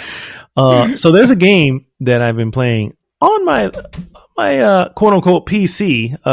Actually, I was playing that when you had jumped into the thing. Yes, that is the part that made no sense. You said that you were playing, and I was like, wait a minute, he's not on the PlayStation. What does he mean? He's not on PlayStation. Yes, a little title called Inscryption. I am playing currently. I have it. Actually, I got it from Dog. Inscryption game. Okay, let's see. You have me all over YouTube now here. Wait. Is this a card game? It is a card game, sir. It is a card game. I gotta say, you have been the most adventurous this week alone that I remember you have ever been. And you like this kind of stuff. You like, never mind. I see why. The logo just needed to flash and Devolver. Devolver. Never mind. I take it back. He's not adventuring. He is well within his element. Yeah. This is definitely within my wheelhouse, if you will. Yes. It is definitely. It was something I saw. Like I remember. Like it came up on, because I followed Devolver Digital on YouTube as well. So it came up and I was like, oh, it looked interesting the way the gameplay was, but then I saw, I was like, it's a card game. All right, I don't know. Then like reviews started hitting, and I'm seeing people going, oh my God, this game is amazing. Oh my God, this thing, because it's not like, I guess there is something, because it's a story game, believe it or not. It's not just a card game. But it's also a little bit of a roguelike in the sense that you have two lives. Now you fucking lost me, right? I know. You have two lives. And then you obviously if you lose a card game, it resets. But as with some of the more recent, really good roguelites, in the sense that it's not so punishing to start over. You're learning stuff as you go. You get new cards, and those cards stick with you. It become part of your deck. And then you little by little, but I got word or hints that the card game is just like, it seems like to be the most thing, but it turns out that there is something else really in it. So I was like, okay, now you kind of got fractions. I mean, it could be frog fractions. Yes, that's the yeah. And I wouldn't put it past the Devolver Digital because they are Devolver Digital. Yes, that is true. By the way, if you go to their to the website, which is inscryption.com, it's pretty awesome. Write down Inscryption with a Y, by the way. Yes, yeah. It takes you to this to the screen where you can play the trailer demo and all this. You can actually play the demo right there from too. But if you hit the trailer, it takes you to an old looking Windows desktop, which you can actually mess with. Like you can actually go in and touch it, and the windows go up and down, and you can hit the start menu. Devolver, no. Digital. No. Devolver Digital Inscryption. I just wanted to take me to the page. Okay, here we go. And there is the play for the trailer. And nope, this is playing. This is literally playing. Oh no, wait a minute. What the hell is this? Demo on Steam. What the fuck? This is a trailer. This is a trailer, but it doesn't start like a trailer. It starts differently, yeah. But now it's showing me gameplay. Okay. Shit, I wanted to see that though. You'll send me the link later. Yeah, I'll send you the link later. So, anyway, I'm enjoying it. I started playing yesterday, and then obviously I was playing before you jumped on. And I think that's why my audio was thrown off on that. But anyway, because it was in the game. It could be, yeah. It was like, oh, you're in game, bro. You're not talking. You heard so it like, oh, guys. This is he's playing PC games. you see the problem with PC. No, anyway. I dig it. It's on some folks' game of the year of last year, and I'm like, I don't know if it's that, but just the fact that it's mentioned, like some people go, man, this is just really good. I'm like, I'm hoping or I'm for maybe a crazy Doki Doki type of whoa, you know what I mean? Oh, okay, like I didn't see that. Further back. Yeah. So that's what more meets the eye. Exactly. So, but in that, just the game itself, it's one of those weird card games. It's just like an odd card game that you just have to play. That you're gonna lose early on because you're really just figuring out the rules. And now I've got to the point. Oh, I'm getting okay. Gotcha. I see what I need to do here. This sort of remind me of, and not in a direct way, but also kind of Pony Island. There you go. Yep, Pony Island. I remember that. Yeah. Also, a PC game that you should check out, especially actually. I take it back. I'm not sure how 100% this is for you, but you should at least check it out. Anyway, the thing with Pony Island is that it looks very cute. Oh shit! Wait a minute. Fucking never mind. By accident, I was just clicking on the on the game, on the about the game, and it literally reads from the creator of Pony Island. Pony Island. And the hex come the latest mind-melting, self-destructing love letter to video games. There you go. Inscryption, and it keeps going from there. Oh my God! And never mind. There you go. No wonder. Say no more. Pony Island. So see now you got to check out Pony Island. Now, apparently I do. Yeah, apparently I do. So yeah. So that's Inscryption. It's on PC. There's no talks of any console release yet. I was one of those things where do I wait? Do I wait to see if it comes out, or do I just get it now? Because I'm like, it's a card game. I could play that on the just put the laptop on my lap and go into the living room and just kind of play a few rounds. And you don't need a Microsoft Excel to play those. Exactly. There you go. So the last game that was mentioned earlier is probably one of my biggest surprise. Surprise in the sense that you know this one, dude. Deep Rock Galactic. Oh yes. Surprises in the sense that I knew it was coming to PlayStation via PlayStation Plus. And I always look to see about, if I don't know them, I was like, what this is about. Let's see what it's about. Yeah. And then I saw it, right? And I saw it came out a while ago for the record. And I saw it was on Steam. So I looked it up and I was just like, whoa. And then I saw the trailer. I was like, whoa. This and then I played the game and you were like, whoa. First I was like, whoa. Then I was like, whoa. And then I was like, whoa. That's exactly how you sounded, bro. I mean, it could be. yeah, that's exactly how it was. So Deep Rock Galactic is a up to 4-player co-op first-person shooter.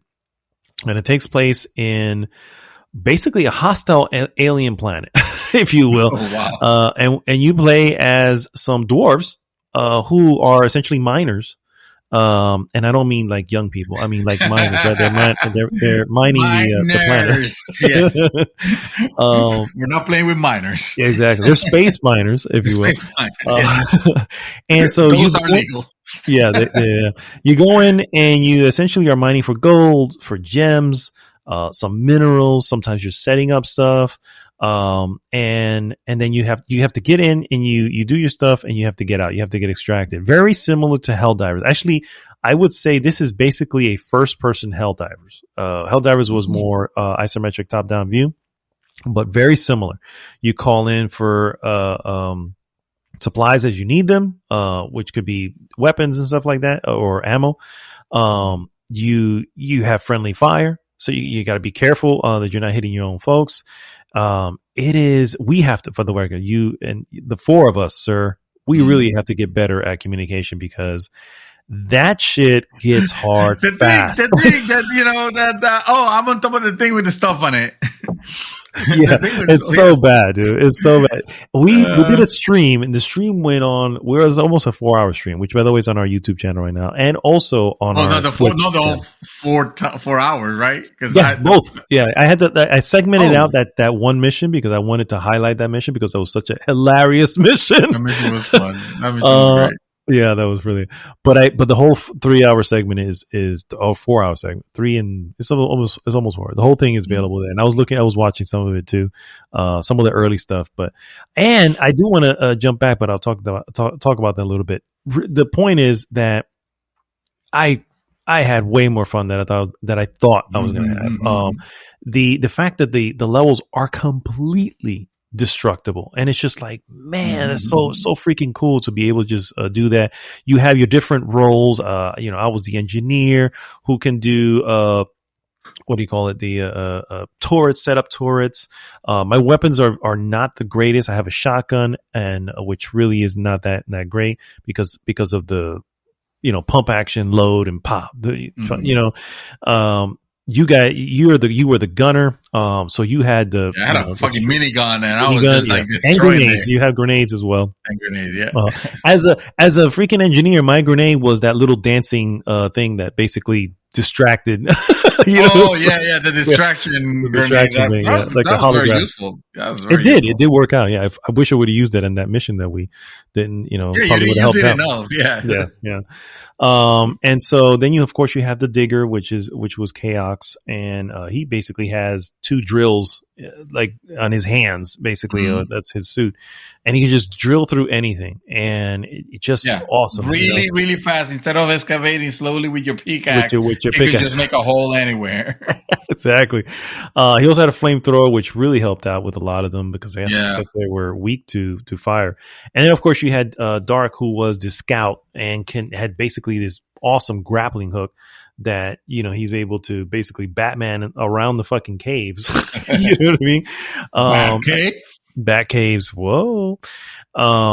So dude, I don't know about you, man, but I am already looking forward to our next time playing this because I had so much fun with it, man. This is the type of game that dude, there are missions there that are very what do you call that when it's very dynamic. It's the basically what you're doing very intricate. Basically. Yeah, and it's very dynamic, and you have to work together. It is something that, but what I like is that it's not, or at least early on, which is still where we are, is not like punishingly so, because like the game seems to have a decent system of communication itself if you want to play with randos, but you don't want to play with randos. This is not the type of game you want to play with randos. Because you can't. It's probably fine, but it's just with the mechanics and everything. It's just so much fun to play with, with your buddies, with your friends. And, it takes 4. It takes 4. It is. I had so much, which is strange. So the one mission that we have highlighted, which is on the YouTube channel, is one where we're putting together essentially a refinery, essentially lining up these piping and all this stuff, and just we are figuring it out as we go as well. So obviously, I'm pretty sure we'll run into another mission like that eventually down the road. But the very next one, I'll never forget how the very next one, which was the last one, I think, we were all kind of like, man, this one is kind of it's all right. It's not that kind of boring because there wasn't a lot of creatures. And I afterwards, it dawned on me the next day. You know what I mean? It's like, you know what? That mission was literally, to me, a lesson that it's not just the bugs you have to worry about. You know what I mean? Because I kept saying as we were walking, it's like, man, we are going far, guys. So we were walking really far. And then the moment the extraction a pod comes in, we are on this frantic mission to try to get back to that pod. And because we had gone so damn far, we couldn't find our way back. And it's on the 3 hour stream. I looked at it again. I was like, damn, man, we really, if we would have marked it or who had just been good, because that's the whole deal. You got to be able to traverse well. Right. And something like the engineer, for instance, I need to start putting in platforms so you guys can easily get up. Because as it happens, we have to jump on things and try to get to this ledge. And if you miss, you have to go around the entire thing and come back. And the whole time you're just wasting time. And so those are the little types of things that you in retrospect, I realized, okay, I think that one was war it was like a lesson. Yeah. Don't just think that the freaking bugs are going to get you. You know, it could just be that the area is so big you may not make it back. And that was kind of cool. I'm not going to lie. That was kind of cool. It was kind of a cool lesson. We weren't planning on it. We just kind of like just going at it and exploring and being all crazy. And you're right. If we would have realized sooner, hey, we're going too far. You mentioned it, but I think we just kept on going. I didn't know anything was going to come out. It was like, man, we are going far. If we would have, if we would have be mindful of, say for example, how make sure the platform. I understand the platforms stay forever, right? They don't like. Yeah, that's the beauty of it, dude. They stay forever. Any tunnels that get dug, they stay forever. The entire level remains. So it should almost be like every time, unless it consumes something that you don't, a particular resource that you don't have a lot of. It should be like, hey, we made a hole when we fell down. We should have steps to go back up if possible, or something like that. Yeah. But you don't want to overdo it too much because then it could potentially get tedious, I guess. Yeah, that's true. Yeah. But yeah, I really thought that was more of a lesson. Just that it was just this one mission. It looked boring. It's just we're here to teach you. It's almost like the Matrix, right? The original Matrix, when he's taking him to the crowd and he sees the woman with the red dress. This entire program was to teach you one thing. You know what I mean? That mission was to teach you one thing. Don't sleep on the area. The arena itself can end up coming back to kill you or to keep you from getting out. And so I thought that was pretty freaking awesome. But anyway, yeah, I can fucking gush about this game. And I'm, like I said, that also led to me not wanting to play anything. Like I was like, I don't want to get anything because I just want to get back to this game, and I can only play this on Tuesday. So I gotta wait. So in the meantime, I'm gonna touch all these little games. So yeah. But anyway, that's all we've been doing.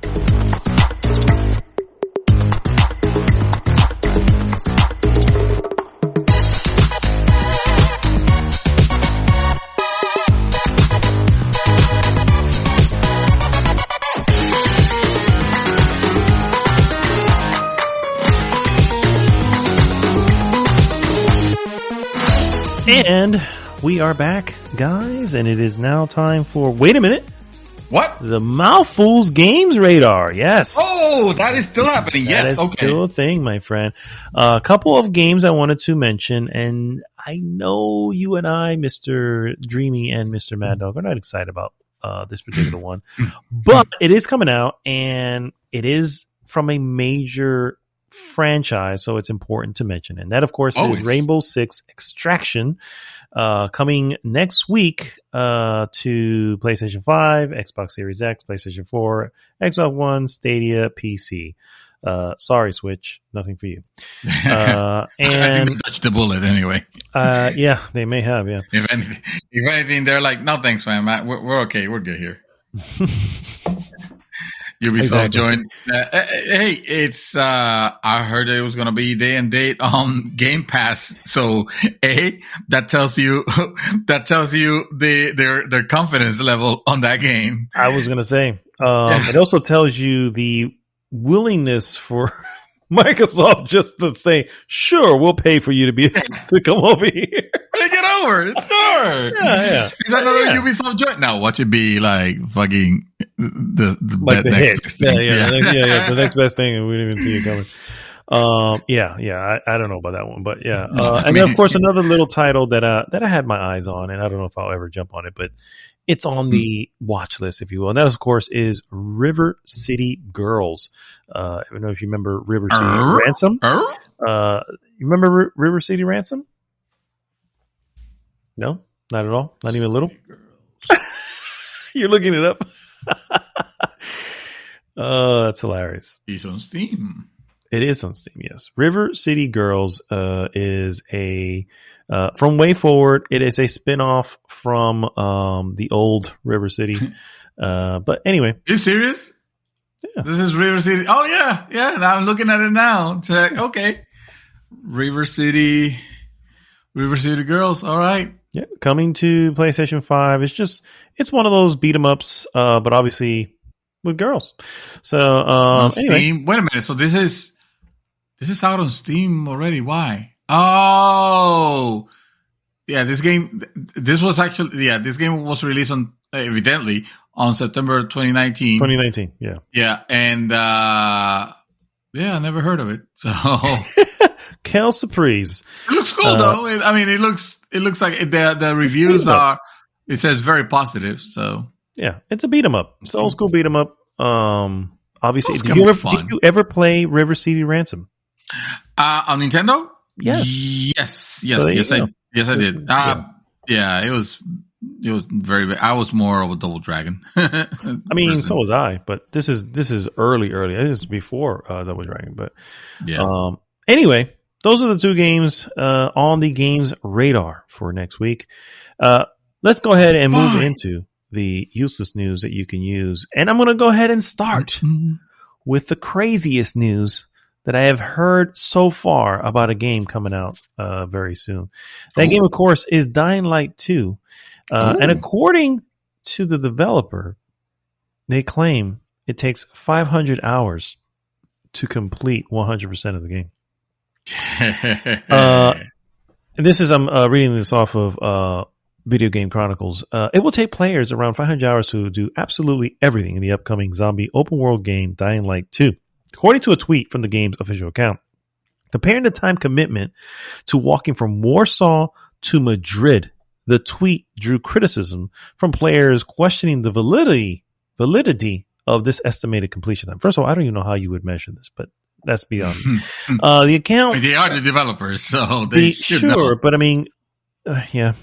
The account would quickly follow this tweet with several clarifications. The first, which would read, note, it's about 100% completion rate. Most of the players who are in for the story and side quests will be able to complete the game quicker.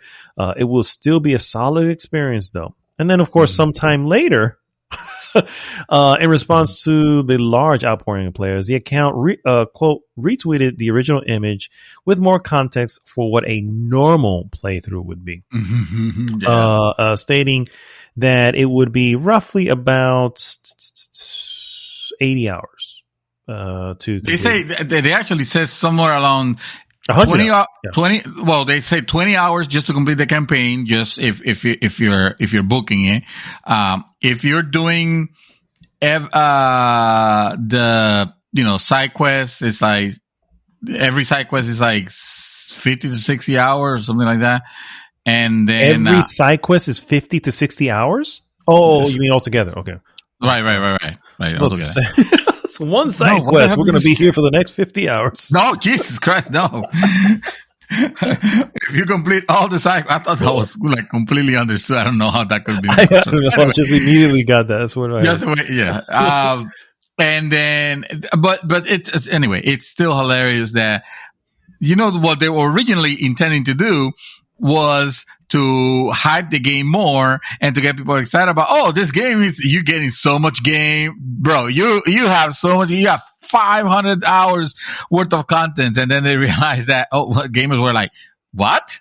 Yeah. Wait, that's too much. And they were like, oh, no, my bad. No. What we mean is, if you want to count every pixel, then it'll take you 500 hours to count every pixel on every map, on every enemy, on everything ever made. If you just want to finish the game, it's probably going to be 20 hours. Yeah. I understand that the first one is a very good game and well received and everything. This is not on my list of, it's not on my watch list. And when I saw this, I was like, really not on my watch list. So, it's like, obviously, I kind of already called bullshit when I was like 500 hours. Shut the fuck up. You know what I mean? Get the hell out of here. But that's definitely not a selling point for me. Because I was just like, I have no connection to the actual franchise, and 500 hours is not going to make me suddenly want to jump in. The last game I played, as we all know, because I've mentioned many a times, Witcher 3. That game claimed to be somewhere between, God, what was it? It was something, maybe it was like 20 hours as well. 20 hours to 120, depending on side quests and stuff like that. Of course, my dumbass went and played Gwent everywhere, and God knows, they pretty much try to get every question mark out of the map. You played a game within a game, that's on you. Yeah, exactly. And so that took me but just no way. You know what I'm saying? If Witcher 3 would have came out and said, you're going to get 500 hours out of this, I would never have touched the game. I would never have picked up I was like, nope, not for me. So yeah, that is not a selling point. I don't know what the hell they were thinking. I've several times I started playing the first one, and I stopped playing, not because I felt like it was a bad game or anything like that. As a matter of fact, at one point I was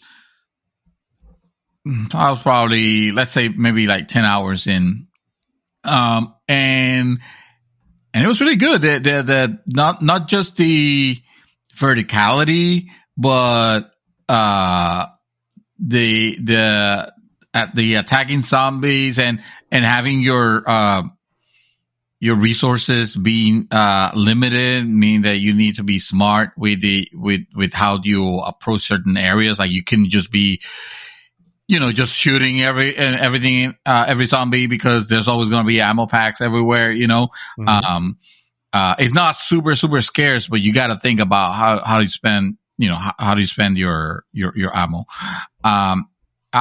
Sometimes it had a day and night cycle where if you were caught at night, outside the fortified areas, like, suddenly you could get attacked by even stronger enemy, zombies, and the whole dynamic was made for a really good, engaging game. If I stopped playing it, is because it felt like one of those very long games where it feels a little bit more sandboxy than necessarily story heavy, even though it does have a storyline, and it's not the type of game where you can just, you could go anywhere and everywhere, but your missions are your missions. If you want to progress that story, you need to do the next mission, which is going to be in a specific area, obviously. But I don't know, it just, like, I didn't feel like I like the premise, of it. The city is not your typical, you're in the middle of New York again and doing a zombie, apocalypse. No, you were actually like somewhere on a Mediterranean country, and like Greece or something like that. Yeah. Or maybe, you know what? Maybe a little bit more like Asian, like India or something like that. Anyway, it was the enemies. I felt like the enemy was pretty smart. The AI was pretty smart. Like, the game had everything for it. Like, it was a very well designed game, and more importantly, it was a extremely well supported game. That game got content past its release time for like years. So I can always applaud and appreciate that. And that's where I see, like, if the game would have grabbed me a little bit more, I could see myself having been a huge fan of it, because it had everything. It had the support and the graphics and gameplay elements or anything like that. The story was a little like, man, like it wasn't like anything like super, super interesting that will get you engaged. So that's probably one of the reasons why I stopped. Looking at this second one, like, it looks fucking fantastic. I don't know if I'm gonna sit down and play it. I'm sure at some point, maybe, or if I grab it on a sale, which they don't tend to be difficult to get on PC. If it's, $30, $25, I don't know. At some point, I do want to try it out, because, again, it seems like it carried that pedigree of all the gaming elements being there. It looks really good. The fightings look very meaty. The fightings of the first one were very meaty. The melee and the shooting weapons. And the developers have already said, even though this, we shouldn't rely on promises from developers. I know. Especially the ones that you always hear the same line of, well, we intend to give support and continue supporting this game past its 5 year. And when I say support, I mean like in bringing content, like DLC and content and stuff like that. Yeah. So it's not on my radar, but I'm curious. I can't say I'm curious, and I don't believe for a second that the game could take you fucking 500 an hour if you're staying in that world. It's that type of game that you can stay in that world, and if you're entertained, like, more power to you. But if it's just something that I'm gonna play for the story, I don't see it being any different than any other game. Like you could be 500 hours in Final Fantasy VII Remake. And it's not because it takes that long, you could be doing shit, of course. So you could be spending time or doing a bunch of it was a dumb comment. Nonsense. But honestly, I can tell you right now, this game has to be like, and even then I would probably be like, no, after the whole. You probably, I was going to say this has to be like solid 10s all over the place, but then I'm thinking Deathloop and I'm like, yeah, that's not even good either. So no, I was gonna say even with stellar reviews like 9s and 10s, I don't see you playing this game just because it's a time sink. It is, and like, and then the whole first person. I like first person obviously, but first person like parkour type of thing, I don't like it. I don't like it. It's not my jam. And so so I mean. Hey, anybody want the 400 hour thing? It's not gonna be 500. But anyway, it did get pushed back, but it is coming up here. The release date on February 4th of this year, so very soon, sir. Very soon. All right. Well, who's up for some great news over here? Let's hear it. We all like Netflix, right? Sometimes. Well, I mean, it's entertainment, Netflix. Anyway, here's another reason to love them. In order for them to continue bringing that strong lineup of content that they entertain us with every month, Netflix has raised its prices again. Yay! Netflix has raised the prices of its subscription services once again in the US and Canada. All new subscribers will see new price starting right away, actually.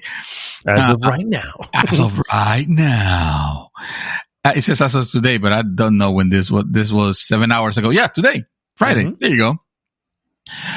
The hikes were first reported by Reuters, which Netflix told, we're updating our prices so that we can continue to offer a wide variety of quality entertainment options, end quote. And that should be the quote for every time they upgrade.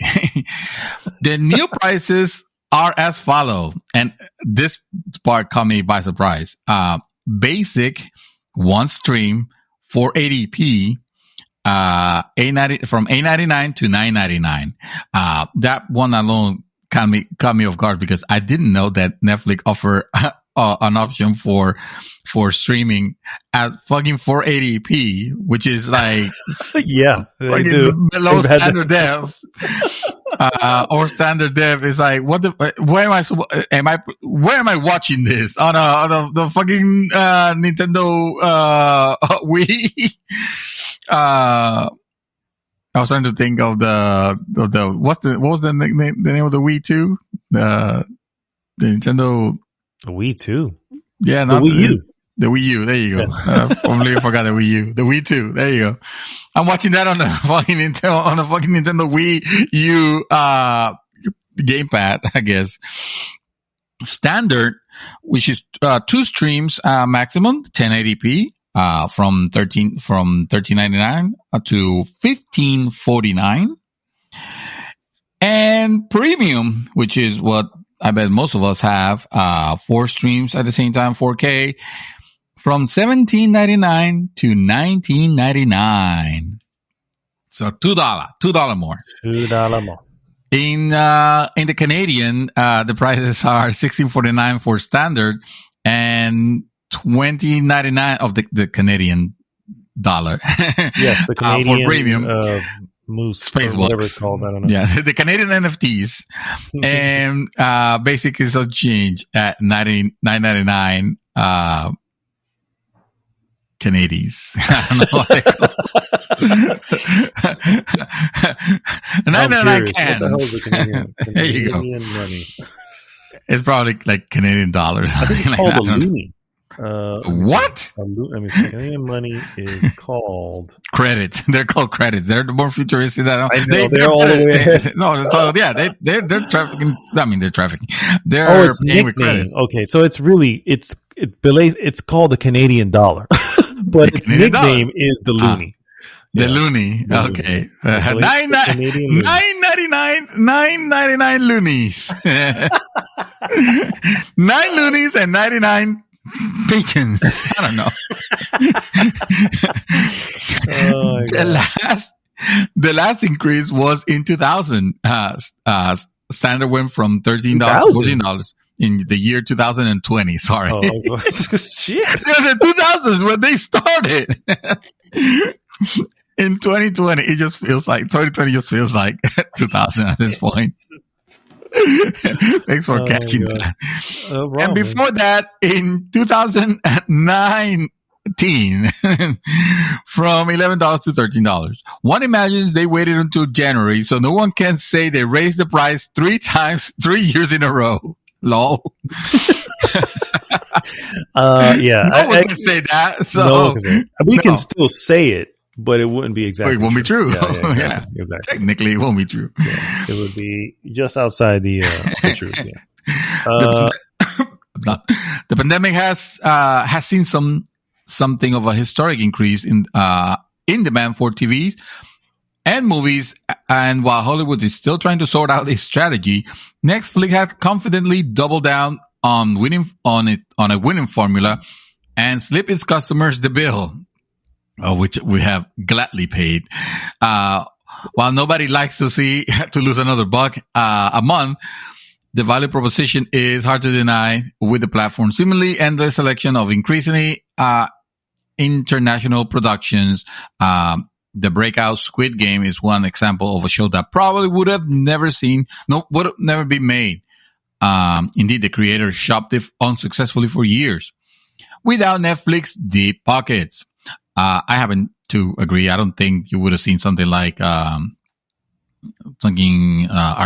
for example, made, or probably made, but just like not to that quality. Yeah. No, exactly. So yeah. I mean, at this point, that's also it's an expense. At this point, it's no longer a what do you call it? It's no longer a luxury. The value proposition it's there though. I have and I mean, to me, It's like fucking Prime.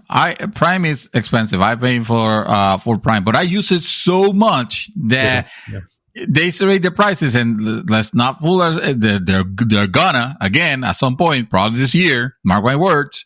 Yeah. I'll still After pay it because the strain that all these companies are getting from what's going on. Oh yeah. Absolutely. Yeah. So nobody likes increases, but nobody can deny the value proposition of a Netflix. Agree. Agreed. Question mark on Disney Plus at the moment. No, Disney Plus is not ready to be jumping prices. Because I'm going to tell you right now, every time I go, I'm just like, what else do they have here? Honestly, the reason I may actually watch the Eternals is just to justify the service. Because otherwise, I don't know why it's there. You mean you haven't watched The Vault already? The entire Vault? I've seen The Vault. I've seen it before. I've seen the shit again. Watch it again, sucker. No. You know who watches it mostly? My mother-in-law. Oh, wait, that's right. She has dementia. She has no clue what's going on anyway. Oh. But anyway, it's because it's on her. And the good thing, so props to, and I think I know Netflix does this. I don't know if all of them do it, but they have perfect Spanish, like the translations when you do it in Spanish, perfect on a lot of those especially the newer ones.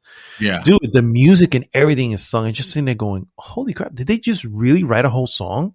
For us, like, man, that's amazing. So that's props awesome. to Disney for that. Definitely for sure. And I hate saying props to Disney, but it is what it is. I got to say it when it's due. So I mean, yeah, credit where credit's due. Exactly. Yes. My next piece, guys. Hitman 3 had a little, shall we call it, event recently. Not a lot's happening there, but there was some announcements. Developer IO Interactive announced the Hitman Trilogy Collection, which features Hitman, Hitman 2, Hitman 3 in one single package. The new collection was unveiled alongside several new additions coming in 2022 for Hitman 3. But fans won't have to wait long for the collection. Hitman Trilogy is set to release digitally alongside Year 2 on January 20th. What? That shit is 5 days away from now. For PlayStation 5, PlayStation 4, Xbox Series X and S, and Xbox One and PC via Steam and the Epic Game Store. Oh, and on top of it all, it's coming to Game Pass. It's coming to Game Pass. Yeah. According to the announcement, Hitman 3 arrival on Steam will include PC VR support and several technical improvements like ray tracing. But there are still some odds and ends that seemingly will not be available. Steam achievements and trading cards appear to still be in the works. But anyone that grabs Hitman 3 on any of the new platform will also be able to grab the original trilogy pre-order bonus for 30 days. Of course, the pre-order bonus. In terms of new content for Hitman 3, the big two announcements for Year 2 are the Freelancer and Elusive Target arcade modes. Elusive Target Arcade basically turns the Elusive Target concept from the original games into a consecutive marathon with unlockable rewards, while Freelancer is something completely new. Freelancer basically turns the campaign into a roguelike with customizable safe house and reworked missions. Additionally, only gear bought back to the safe house from a mission will be kept, unlike the normal campaign. Elusive Target Arcade is coming on January 20th, while Freelancer is set for a more nebulous spring 2022.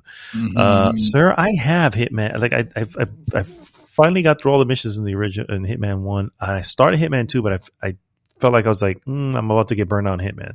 Yeah. But I kind of want to go back now because Hitman 2 starts off pretty freaking awesome. Really starts off really good. And I have Hitman 3. I haven't even touched it. I haven't even downloaded it. But I own it. You need the collection though. You need to have. I don't need the collection. I already have all three. No, sorry. I meant you own the collection already. You have all three. You don't need this collection. You already have the collection. I definitely. It's like when they offer the box set and you're like, "Ooh, I have all the movies." But I kind of like that box set, Dude, if man. you only knew how many movies I have repurchased digitally. Because I don't know if you saw, I think you saw, because I made a post of it on Facebook, but all these movies I was basically putting away. I'm just like, they're in a box, they're in my attic. It's like, I don't watch these. They literally just sit there. I have to dust them every few months because that's all they do. They just catch dust.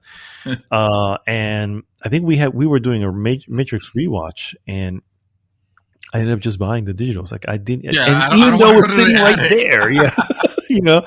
And so I was like, no, let's just let's get the good stuff. So anyway, flip side of the point, Hitman Trilogy Collection and Year 2 stuff sounds awesome. Really happy for IO Interactive. They are making it on their own, dude. Like, yes, they are. Yes, they are. How does it go? Saying, going to get stuff.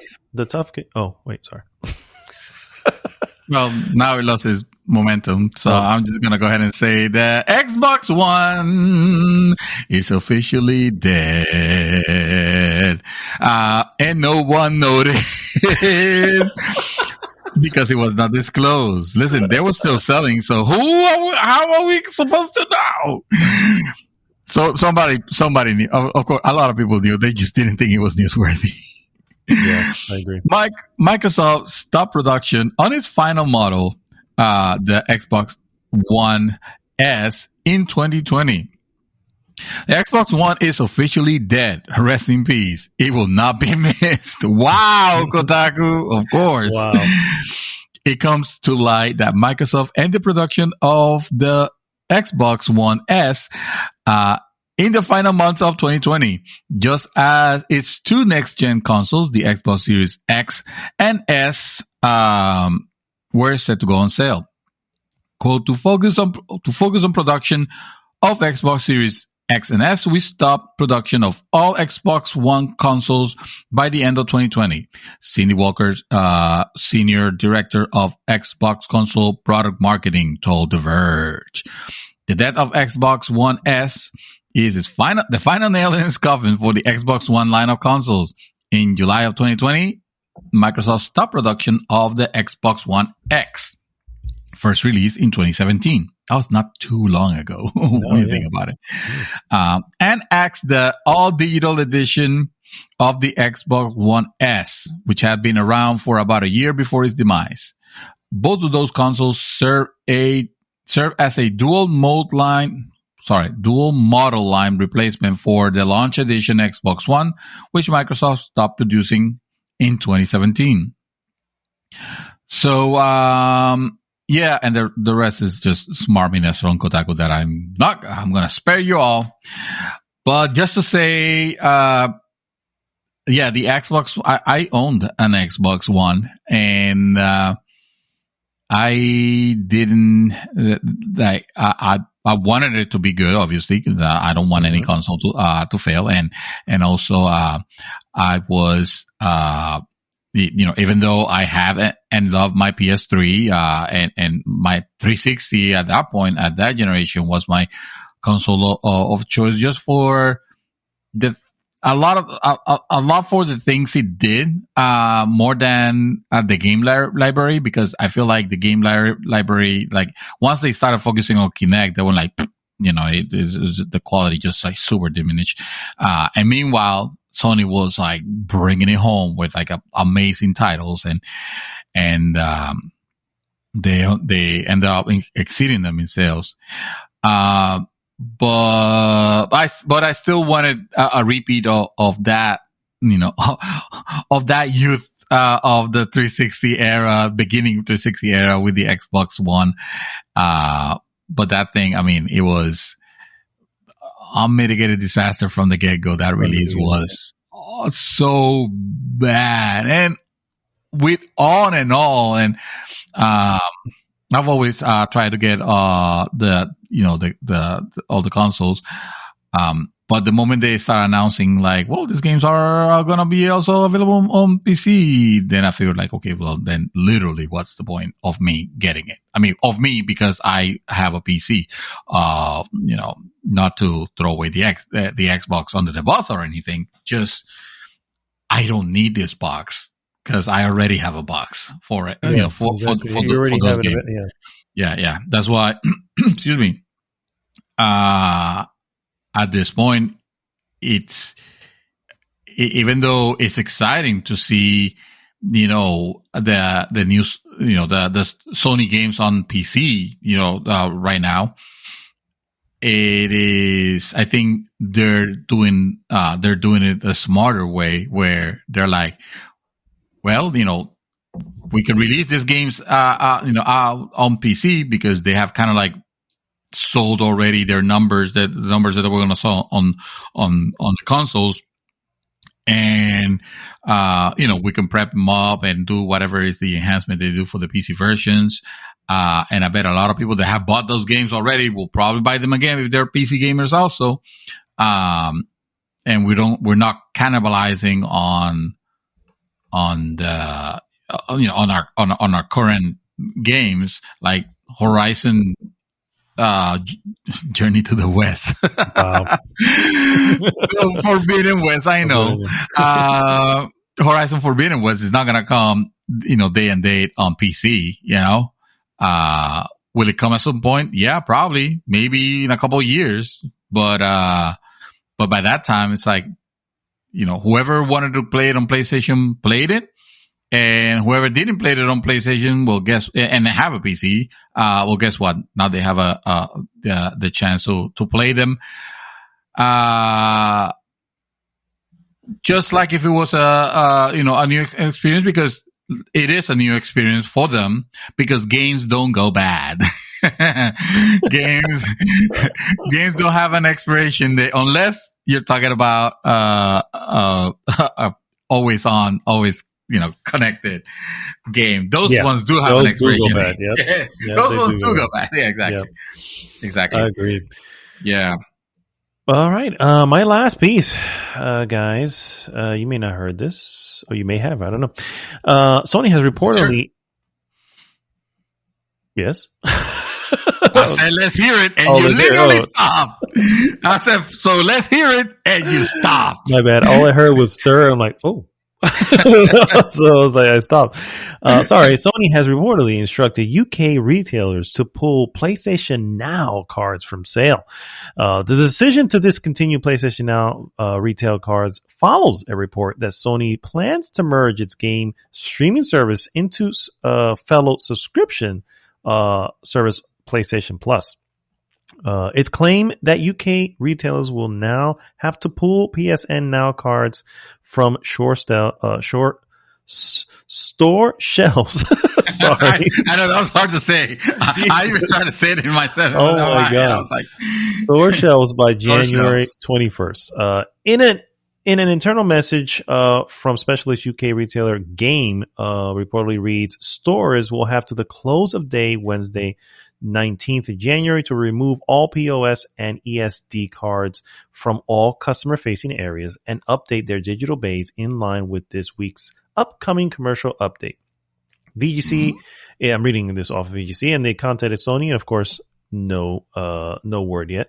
According to the documents, if you haven't heard, according to the documents seen by Bloomberg, a new service codenamed Spartacus and will combine the current PlayStation Plus and PlayStation Now services, phasing out the branding of the latter. It's expected to launch on PlayStation 4 and PlayStation 5 this spring and to be structured across 3 payment tiers. First tier will reportedly include existing PlayStation Plus benefits, such as online play and free monthly titles. Second will include the large catalog games like the Xbox Game Pass, although not first-party titles at launch. The third tier will add extended demos, game streaming, and a library of PlayStation games. So we will see, sir. And it looks like movement is being made. Excuse me. Can you hear me? Movement is being made, and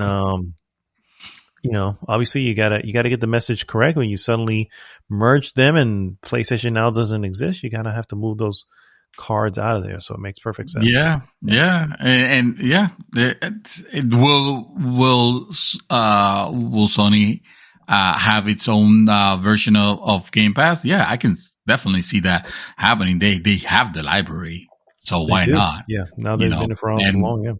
Yeah. They got to figure out the PlayStation 3 thing, dude. They gotta figure that shit out. I feel like that's. I mean, that's gonna be streaming. That's gonna be streaming. Sure, but and damn. But PlayStation, 4 and PlayStation 5, and maybe not the day ones, day one sales, or the day one releases, I should say. No, maybe they don't. They don't do that, but it'll certainly be nice. Yeah. So, another thing that, Sony is doing, now that they see their competitor, they decided to, the competitor decided to finally put to bed, their series, the Xbox One. I don't want to call it the Xbox One series because, of course, stupid Xbox naming, is gonna make people think that I'm talking about the series the series. God damn it. Fucking yeah. PlayStation 4 lifespan has been reportedly extended as PS5 supplies continue. Or supply issues, I should say. Sony has reportedly decided to delay its previous plans to discontinue the PlayStation 4 manufacturing in light of the ongoing supply problems which still plague the PS5. PlayStation 4 manufacturing has been set to cease at the end of 2021, Bloomberg reported today, but has been extended throughout 2022, meaning around 1 million more last-gen consoles will now be created. Yeah! Because, that's what we want our games to be backwards, compatible with the previous generation. Horizon Journey to the West.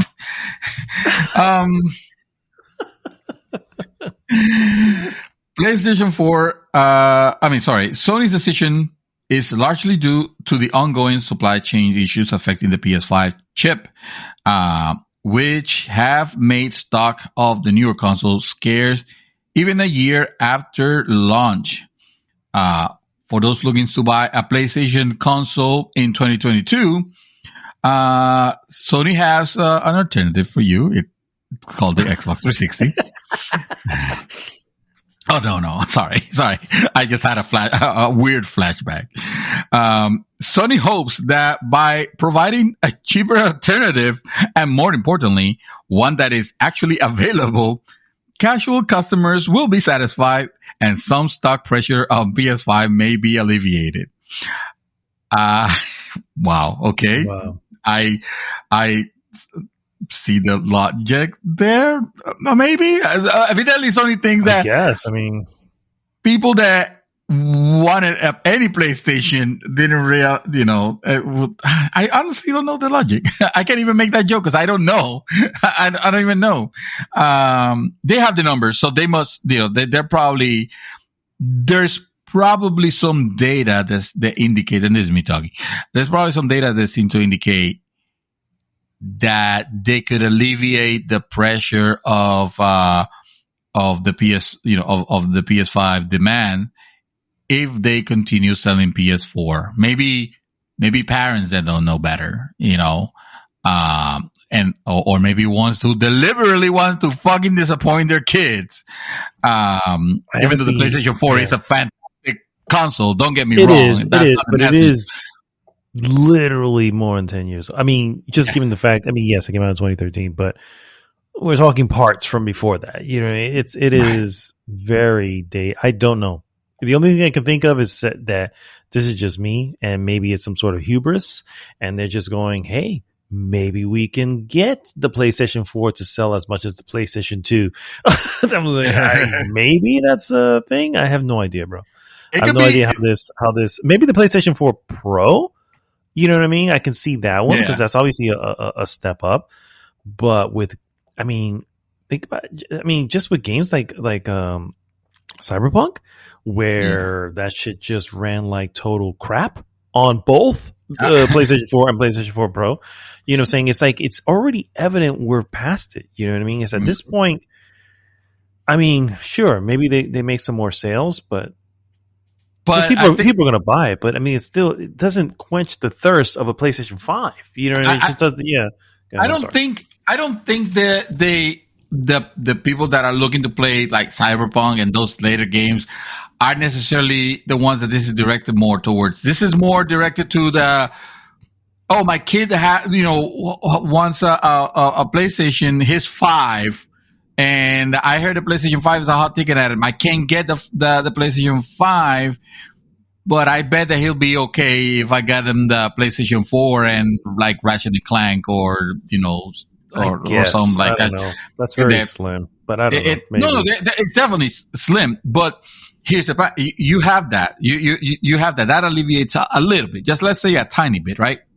The other alleviation to Sony, and I'm going to continue reading for this because it's what explains it. It says, keeping PS4 factories churning will also help Sony with, quote, more leeway when negotiating with manufacturing partners for a better deal, Bloomberg wrote. A Sony spokesperson responded that to the report with confirmation that PS4 will continue to be made this year throughout although the company did not publicly confirm the report of its earlier plan to wind production down. And so to go to the previous point, they basically they're basically trying to, I guess, helping by keeping the manufacturing of PS4s. Sony can also be in a better position to negotiate a way that this manufacturing companies can divert more resources towards building PS5 and maybe not be as cost prohibitive, because the supply chain is not just the supply problem it's not just we lack the materials. It's also we have the materials, but because we're lacking on them, they are prohibitively expensive. Yeah, no, I get what you mean. Yeah, that does make a I don't know. It could be a little bit. Yeah, no. Yeah. Honestly, like I said, it's always about business. Always about the dollar. Yeah. So I hear they probably have the data that that says that. And hey, I would have lost this bet if we would have betted that that they were gonna continue. That they were gonna continue supporting the PS4 till another year. I am a little concerned. My little concern is the fact that I was ready for that, for the old, for that previous generation to finally end, so that we don't have to worry about our games being tied to having to run on the previous games, on the previous consoles, and just extending the lifetime. It's not going to help that, No. But to be fair, their direct competitor is also doing that. Because remember, their thing is you can run this on anything. You don't need to go to that. So while I still say that's the competitive. Yeah. I was say that's the competitive edge that Sony has always had. Is like you have the masterclass of your first parties who really, really take advantage of the hardware they're given, and now you're restraining them. Granted, the other side is also forced to restrain, you know what I mean? Because of their company initiative and all that. But now that kind of puts you in this, sort of the same bank as they are. And it's, who knows at that point, can they withstand that? I don't know, dude. That's just, it's very odd, but you're right. The fact that, I think God of War 2 is another cross gen. I think they already confirmed that. So I don't know, man. I don't know what's come after. I mean, obviously we'll find out more this year because they haven't showed their cards past this. But it doesn't. I don't think it's a good thing, unless I don't think so either. I wanted it to be over, and this just extends. Yeah, it's even further. I agree. Yeah. All right, guys. Well, that brings us to the end of the useless news that you can use. Stay tuned. We'll be right back with our hot topic.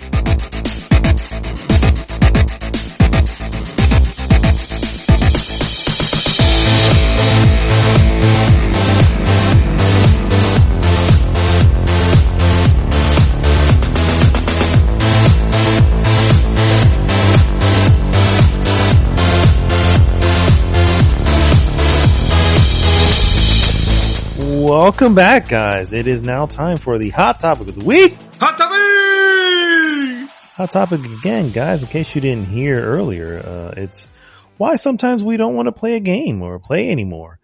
And this happens. You know, we run into this every so often. I know you have, and I'm gonna jump it over to you. But I'm gonna say most recently for me, it was right after Tales of Arise, because Tales of Arise was this massive game that just wouldn't end. It was just like, my God, where is the end? It's got to be somewhere. It's got to be somewhere around here. And then after doing that, I think I just sat the rest of the week. I don't think I did anything. I was like, I can't. I'm not even in the mood. I can see that. See, in my case, I like there's several times I absolutely have no reason to complain. I have a vast library of games that I haven't touched, I have never even loaded, or I haven't even taken out a shrink wrap in some cases. And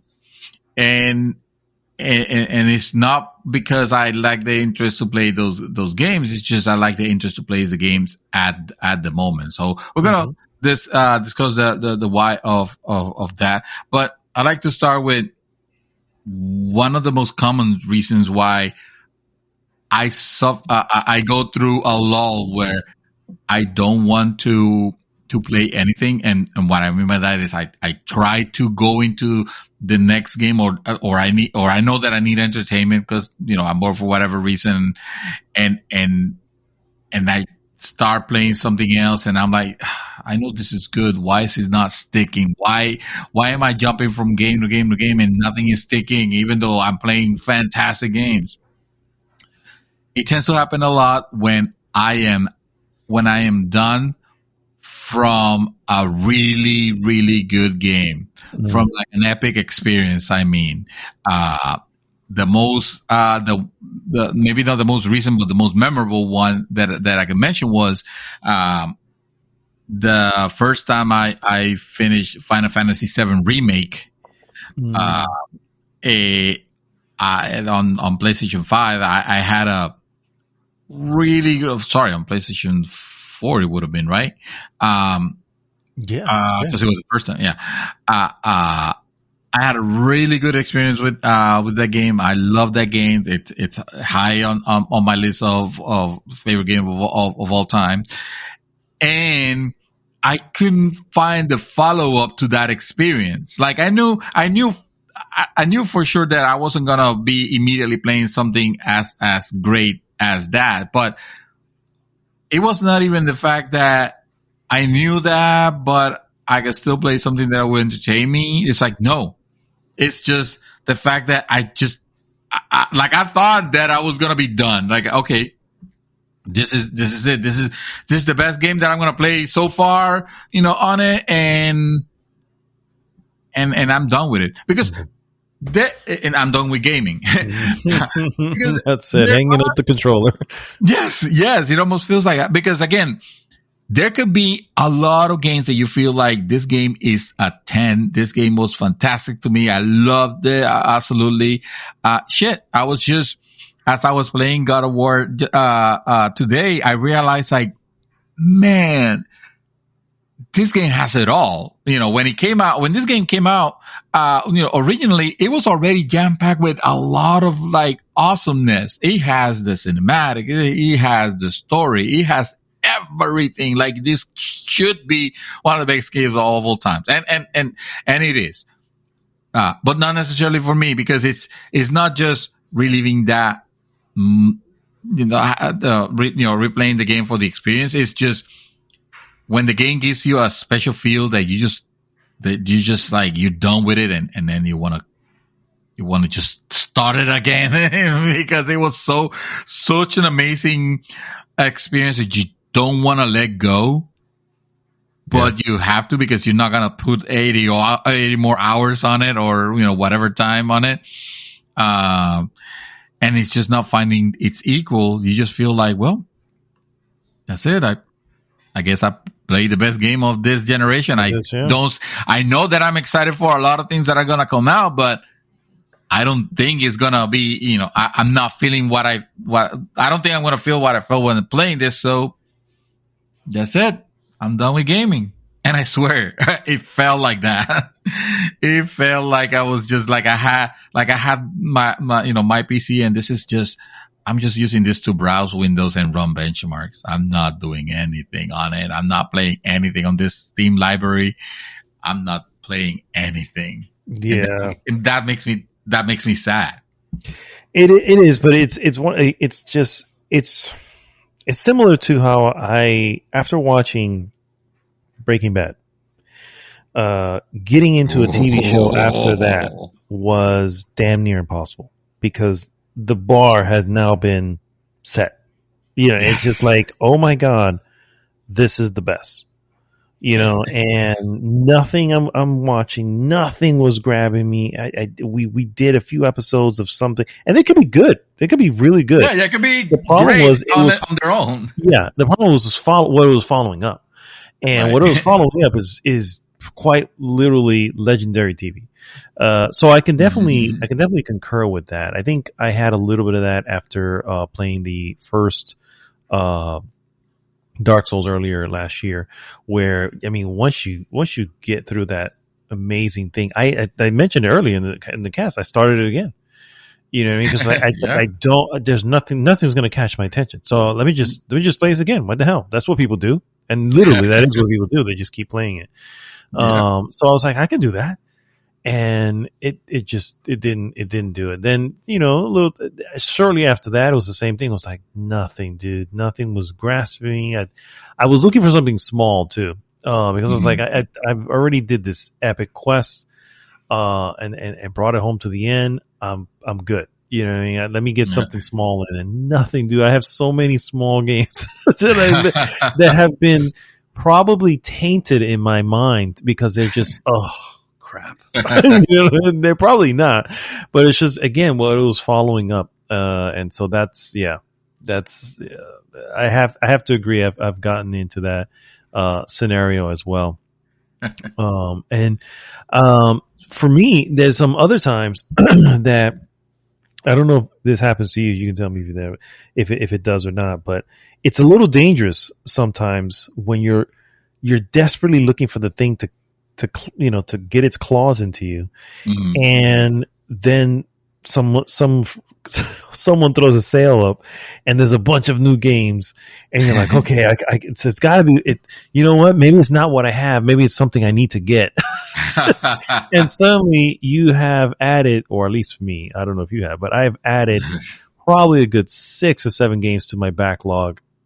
And it's just like, what did I do? I'm not even interested in playing these right now, but I've completely just stacked them up. You know what I mean? And then at some point I end up feeling I need to go through them. So, do you do that? Is that something else? Is that happening to you?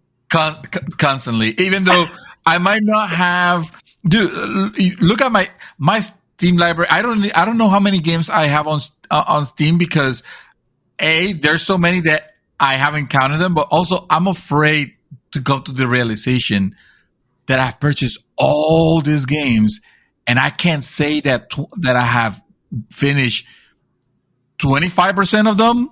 I can't say that I have finished a quarter of them. And I can't say I have even started, let's say, a third of them. Does it not tell you, or you're just constantly not looking? No, because it doesn't it doesn't number the amount, and I think that's on purpose. Maybe Valve doesn't want you to realize how many games you have. Because I can see. Playing. I'm looking at my Steam account right now. I only have 31. Excuse me. I can see it. Let me see. Okay, so how do you do? It's on the list to the left hand side when you go to your library. Oh shit! You're right. I've never noticed. Okay, you know what? This is not as bad as you thought. Yeah. This is not as bad as I thought, but it's still alarming. Okay. I have according to Steam, I have 365 games on Steam. Oh, okay. Shit, I've got that same amount on PlayStation. My PlayStation library. It's like 300 or something. Yeah, that's the thing. this is just Steam for me. Yeah, I'm not counting all the other stores. I'm not counting any of the other stores. This is just Steam, which I assume is the largest amount, but it doesn't matter. I because I have others now. Now that I know that, and I have actually reached a milestone where I can breathe a little bit, it's still disappointing to know that there is like 2/3 of this list I probably haven't even like started. Like I can tell you, like, when did I get like 2/3? Wow. Maybe a third. Because now that I have The Witness. I haven't played. My wife played this before I did, believe it or not. Oh, wow. Warframe, I never touched. Bob Faris, I think I played that. Yeah, I played. Yeah, I was gonna say you did play. I remember that. I don't know what the hell is toxic with 2Ks, but I know that that I didn't buy that. That's Britney Spears. Game. No, I'm just kidding. Yes. I had Sunless Sea, which we were talking about. I mean, I have a list of games and games that are like fucking phenomenal. What was this one that I've been meaning to play for the longest, but I haven't even had the goal to install. The fuck is it? It's not Subnautica. Oh, right, I have Subnautica. That's a game that I've been meaning to play. Everybody talks highly rated, overwhelming reviews, and I'm like, for some reason I don't get into it. So yeah, I have that, and it's that constant search, like to fill that void, to get the next experience that grabs me. And when I say grabs me, it's those type of games. You guys notice. Every week I'm playing a fucking different game. Whether Matt can say, "Oh, I'm still playing this. I'm still playing this." You'll hear me one week saying, "I'll play Shadow of Tomb Raider," and then the next one, "Oh, I'm playing Tales of Arise." Right. And then you're like, "Well, wait a minute. Did you finish, Shadow of Tomb Raider? Because you didn't say you did." And it's like, no, it didn't fucking grab me. So I put it aside. I could be very excited about it for a day, and then the next day I'm thinking like, oh, I gotta play this. Oh, but I'm thinking in the sense of gotta instead of I wanna. Yeah. So at that point, it's like, no, the other day I bought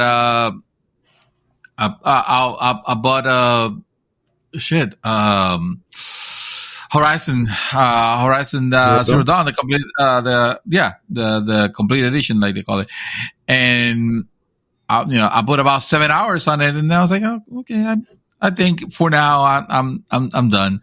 I'm looking at God of War, and I'm like super like, wow, man, this is amazing. And I'm I want to go back to to that one in particular. I can't guarantee that I will stick there. I'm hoping, because it looks they did an amazing job on it. And that's a story that I don't like. There's a lot of things I don't remember. And also a lot of things and a lot of details that I'm noticing now that are like, oh shit, that it's like watching a movie for the second time, Mm-hmm. when you catch the things that you missed the first time. And I'm hoping that I'll stick. My original intention was going back to Death Stranding. But I'm gonna wait for that director's cut edition, whatever it's called, to continue on it. Even though I forgot to mention, I did play that this week. Actually, I did at least a couple. Okay. Yeah, I did a couple missions on it, mostly because I wanted to see how it how it ran on this TV, and then I was like, okay, no, yeah, actually, I'm having fun. Let me play it for a little bit. Okay. So yeah, bro, I completely. It happens all the time, especially when I'm in a lull. You know what I mean? It's just like I don't know what I want, and let that sale start, or and Sony fucking, well, not Sony themselves obviously, but the PSN will alert me, hey, this thing you have on your wish list is on sale right now. You know what I mean? And let it do that when I'm like on a lull, and it's just like, oh shit, let me go see. And then I start seeing what's on sale, and then I'm grabbing like 3 or 4 games that I get to maybe 2 years later. It's like this is ridiculous. I don't know why I'm doing this. Now let's get into this real quick, because I've had this happen, and I don't know if you've experienced this to this extent. Wow. But I have had moments where and I think you were witness to a few times that it happened, where I just stopped. I just didn't play anything, and I bring up maybe I go in to look at it, but I don't even touch it. I end up just wandering into, and it happens sometimes at the beginning of a season of football, but that's for obvious reasons. But it does also happens on other times, and I come into the hot topic, what we've been doing, and it's really just been movies or TV or something like that. I haven't even really touched anything. And that happens, and I don't even know how to explain it. It's just like, the system isn't even calling to me. And I guess I just want to, I don't know what it is. I don't know if this has happened to you. Have this happened to you at all? No, well, I have the laws, but usually they'll be triggered by, by one of the reasons that we're discussing here. Not just, hey, there's an outside, like, to say, the last time I got that I got taken out of gaming for a little bit because of an outside influence, let's say, I guess it would have been when I was dating a little bit, and it was not necessarily, it had nothing to do with the fact that, I'm dating, I don't want them to find out that I was gaming. No, from the get-go, I make sure that they understood I play games. If you find that to be just, you don't have to be a gamer, but if you find that to be, if you still have the mentality that, that's a kid activity or something like that, then I don't want anything to do with you. It's like, you have to understand, this is, this is my method of entertainment and story delivery, and I enjoyed it, and it's my hobby. And so, but because, well, of course, my interests were more in like going outside or maybe going to a gym, maybe looking back. I spent less time gaming. I don't think I ever abandoned it though because of that. One thing that will lead me to stop playing for a while, it's just general genre fatigue. And it happens when there's a lot of releases, out, but they are this. It's like this. It's the same type of game that I've already played. Like there was a time where Ubisoft was I guess this is the time is every year almost nowadays, but they had Far Cry. I want to say maybe it was 5 at the moment. They had Watch Dogs, and they had. They also have Assassin's Creed, but it was not Assassin's Creed, the one that I was particularly playing. There was another open world game. I don't remember what it was. Maybe it was not even Ubisoft, but it was like playing that, one after the other made me just tired of gaming in general, because suddenly gaming felt very generic, if that's the right way. It almost felt like the formula was like, you're not giving me anything surprising here. I'm just sort of going through the motions, and I'm supposed to be entertained, but it's almost like quenching your hunger with just, I don't know, fast food all the time. Eventually, like you get tired of it. Yeah.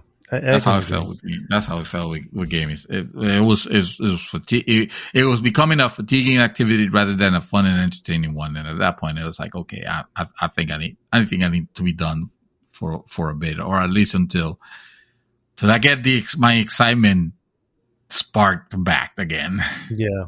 Which it does always come back, and that much I can definitely say. But I can agree with Thank that. goodness, so far it has. Yes. Yeah. Yeah.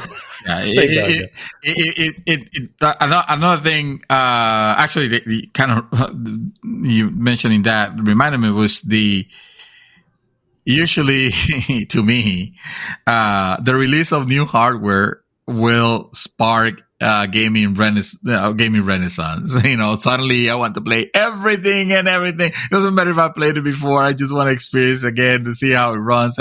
But that's a very me thing. that is definitely it'll be like, when I bought my new video card and I just needed to play everything.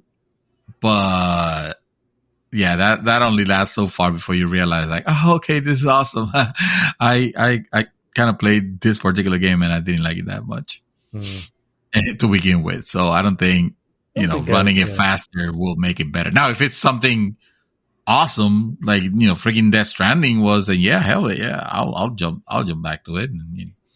I have double dipped in that sense, but never because of the hardware. It's just, I want to get that, and maybe I want to support him. But I don't think I've ever got into a lull, and I never fell into a lull because of that for sure. But yeah, I have fell off to go to something. It could be something random, and sometimes it's, I get caught up into a particular movie, and suddenly, because it's, I don't know, a Japanese film, and then I'm like, I fall down a rabbit hole of the director, and it was just like, let me see what else they did, and before you know it, that has my attention, and then I just don't even touch it. You know what I mean? And it just, I realize, and it's not because that one is weird. It's not really because I don't want to. It's just really because something else has me at the moment. I'd rather be doing that. You know what I mean? And so, yeah, I guess that happens as well. But overall, you're right. We always come back to it. We always come back to gaming so far. Yes. Hopefully it's not the NN. And to mention the NN, one has to ask, is there an N? Do you think there's? It has been. Yeah, that people have reached the end. I know people that have reached the end of gaming. And I'm talking about people that I never thought they will quit gaming because their passion originally. Like, I remember the Arnaldo that I had in Puerto Rico, which I mean, we're still in contact with it's still my buddy and all that, but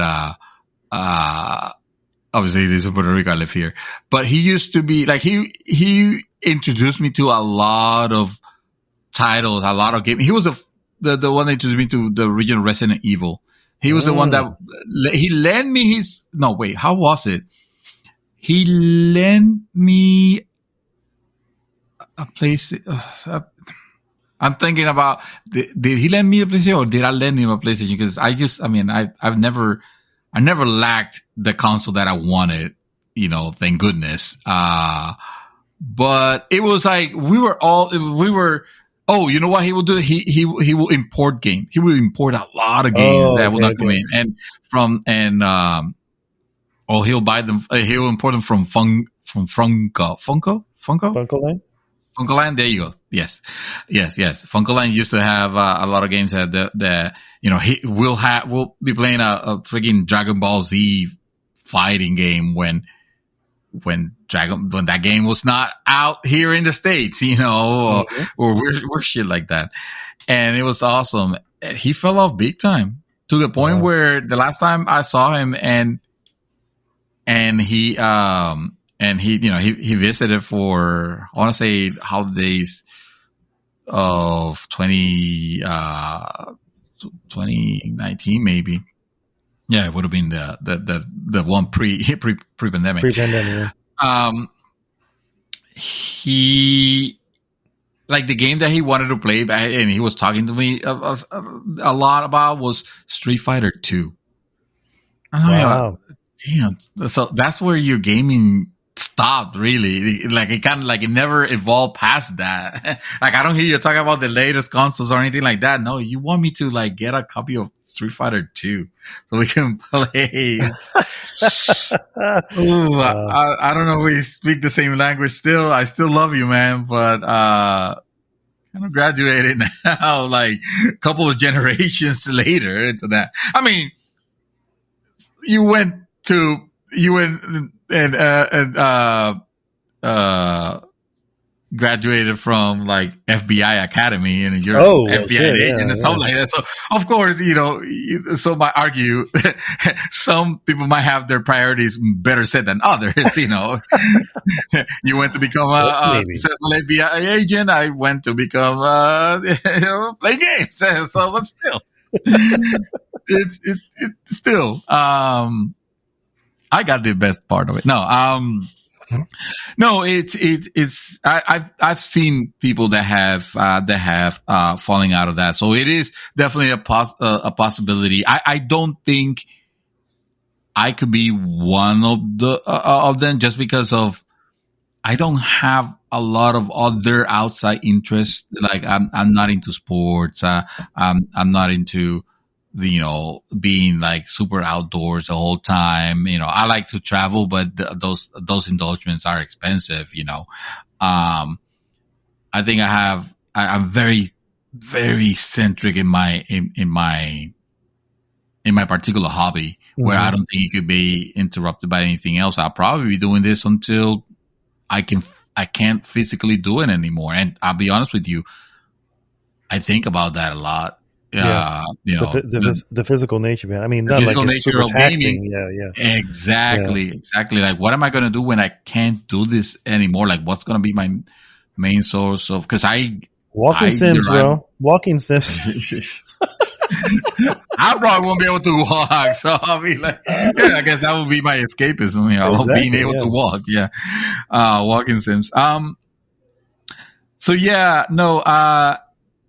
There are other reasons why you could. Chackrod. Chackrod is another one who just walked away. Our very own, Chackrod. One of our founders.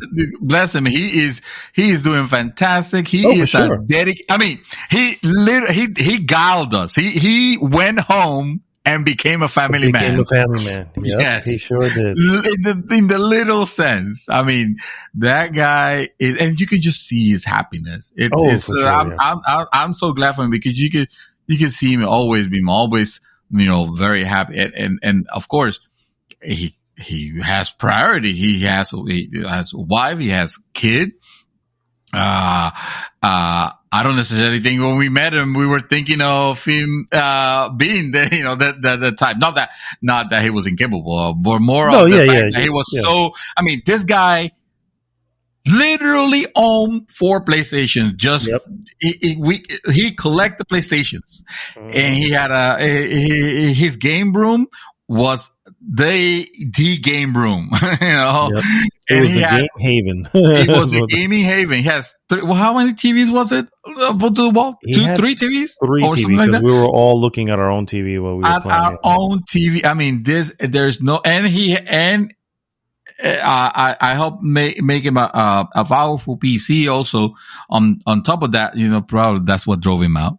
I was like, fuck this PC bullshit. I'm done with it's all your fault. It's all my fault. I probably drove him out. I pushed him too far. That's what happened. That's why I'm careful with you, little by little. You don't want to make any sudden movements and then you fly away. No, little by little, I'll convert you. No, but yeah, you're absolutely right. Fucking Chackrod, man. If you're listening, Chackrod, there's a hole in our hearts that can only be filled by you. Yeah. Well, we are like super happy for you for sure. Well, we're super happy, of course. Also, those are the lyrics from a song from Extreme, I think is the name of the band. But it still carries the meaning. At least it's not Nickelback. So no, another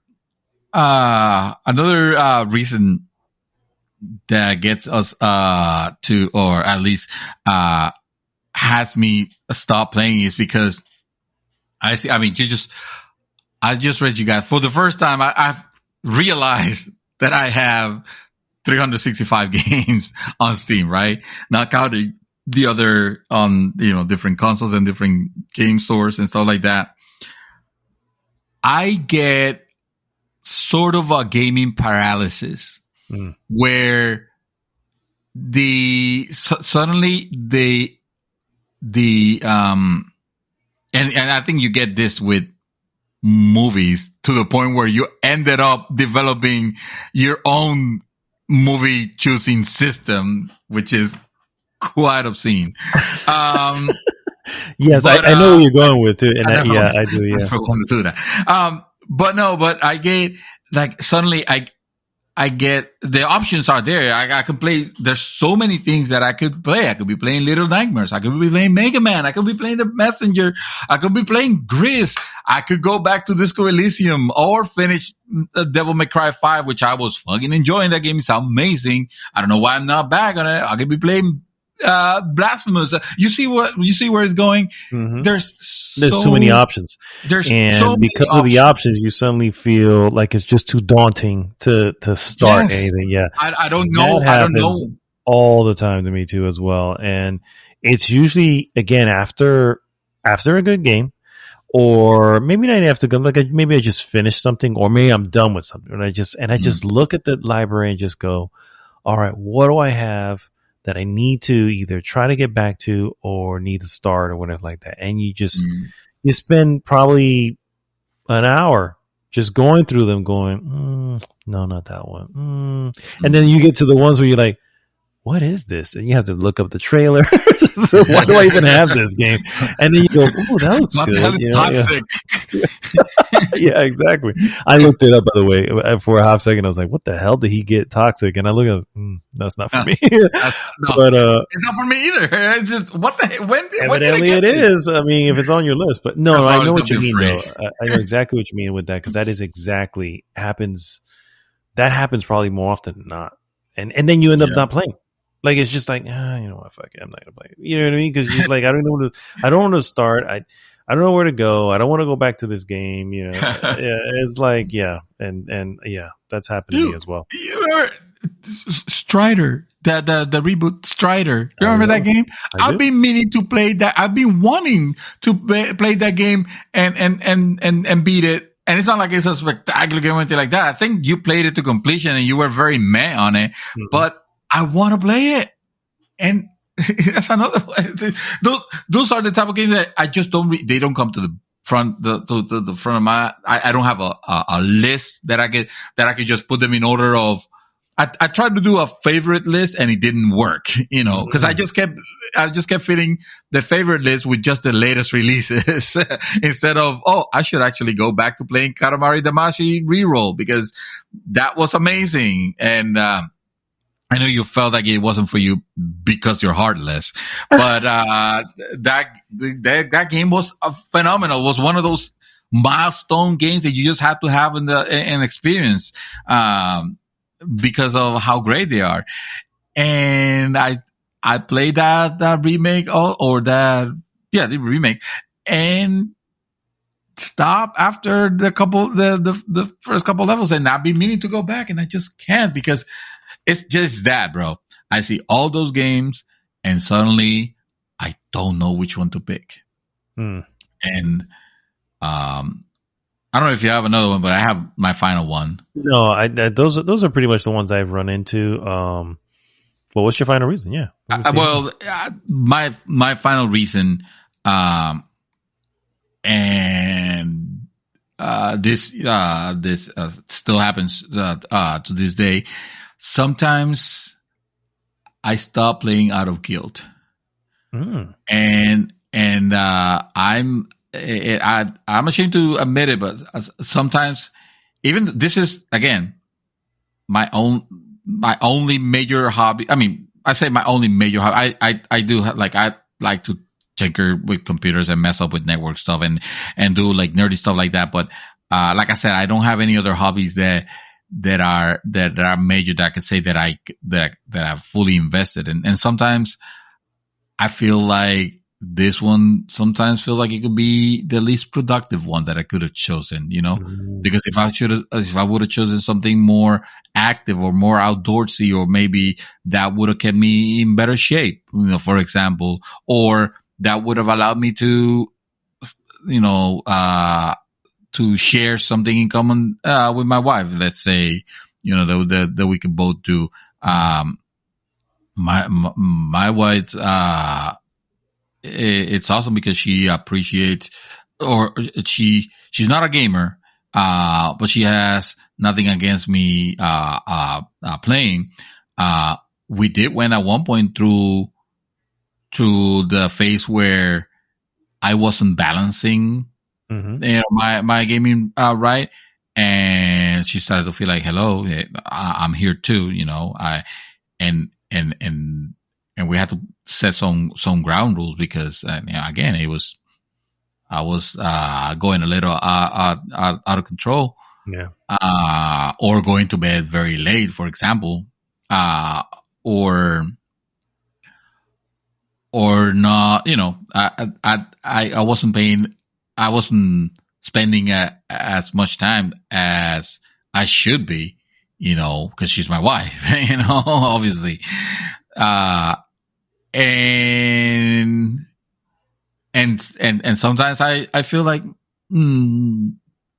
I wish they would have been, something else, but then I think like, I don't find anything else as enjoyable, Yeah. and this one is almost like, it could almost sometimes feel like a guilty pleasure. Like, yes, I know that, I'm not doing anything particularly productive. Like, I'm not growing myself as an individual, in doing this in any way.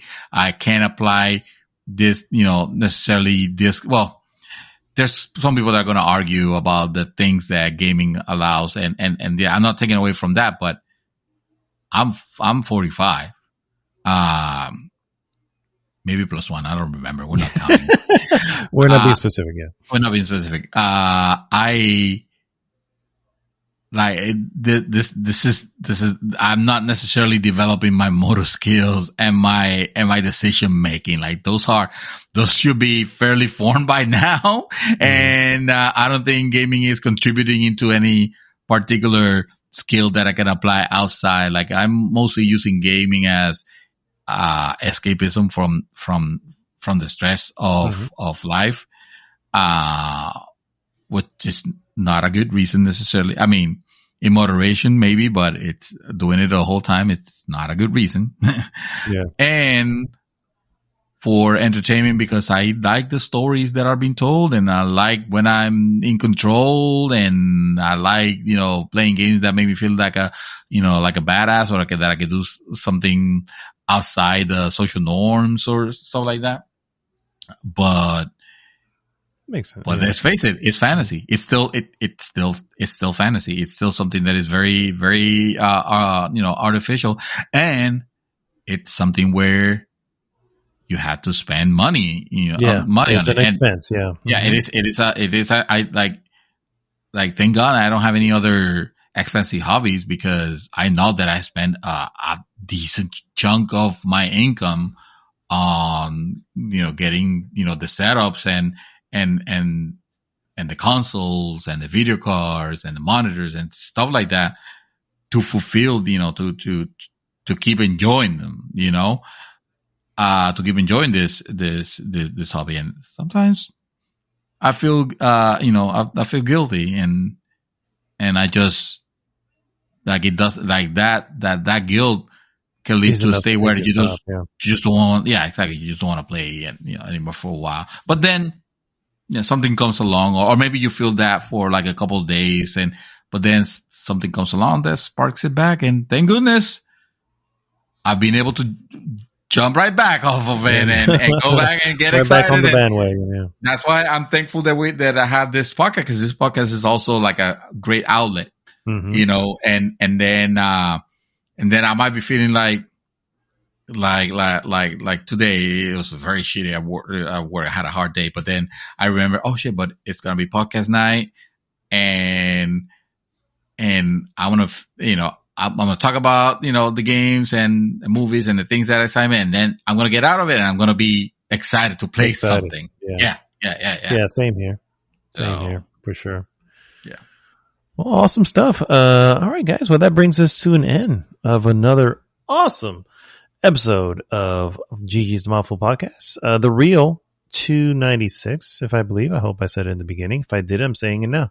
Once again, if this is your first time listening, please probably go. Right, probably wrong. Who knows? Yeah, it could be. Yeah. Considering our track record. No.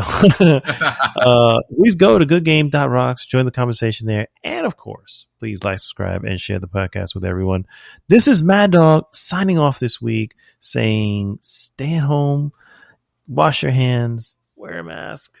It's everywhere. It may not matter anymore, but it doesn't matter. Make sure you take your precautions. Mr. Dream Twister, take us home. I'm gonna end on a question, and a question to you, Mad Dog, and it's a serious one. So I want to leave on a very poignant question. Okay. When are you gonna watch The Expanse, bro? So I can finally talk about it. I need to talk about it. I mean, I talk about it with my wife all the time. I was going to say, it sounds like you already have an outlet. Yes, I definitely do. And guess what? I bet you that you and your wife will have one too. But we need the bros need to communicate on this. We need to be on the same page. We need to know. I need to know because right now this series is fucking amazing. I can't tell you enough. Yeah, I will definitely. It's definitely on the list. It's really the next series that we're going to watch. Yeah, just got to get through the series that that's on her list because she has the next choice. It's only one season. It's only 6 episodes. But we got to get through it. So you probably knock that on a week. That's no problem. I will sit down and wait. I'll probably be on season 6 if not done with it. But I doesn't matter because I just want. Listen, you gave me the greatest gift. Last year, and I told you, Arcane was awesome. So I just want to repay the favor. And this one's short. This one's short. And to say more, it'll be like, this one is it's 6 seasons.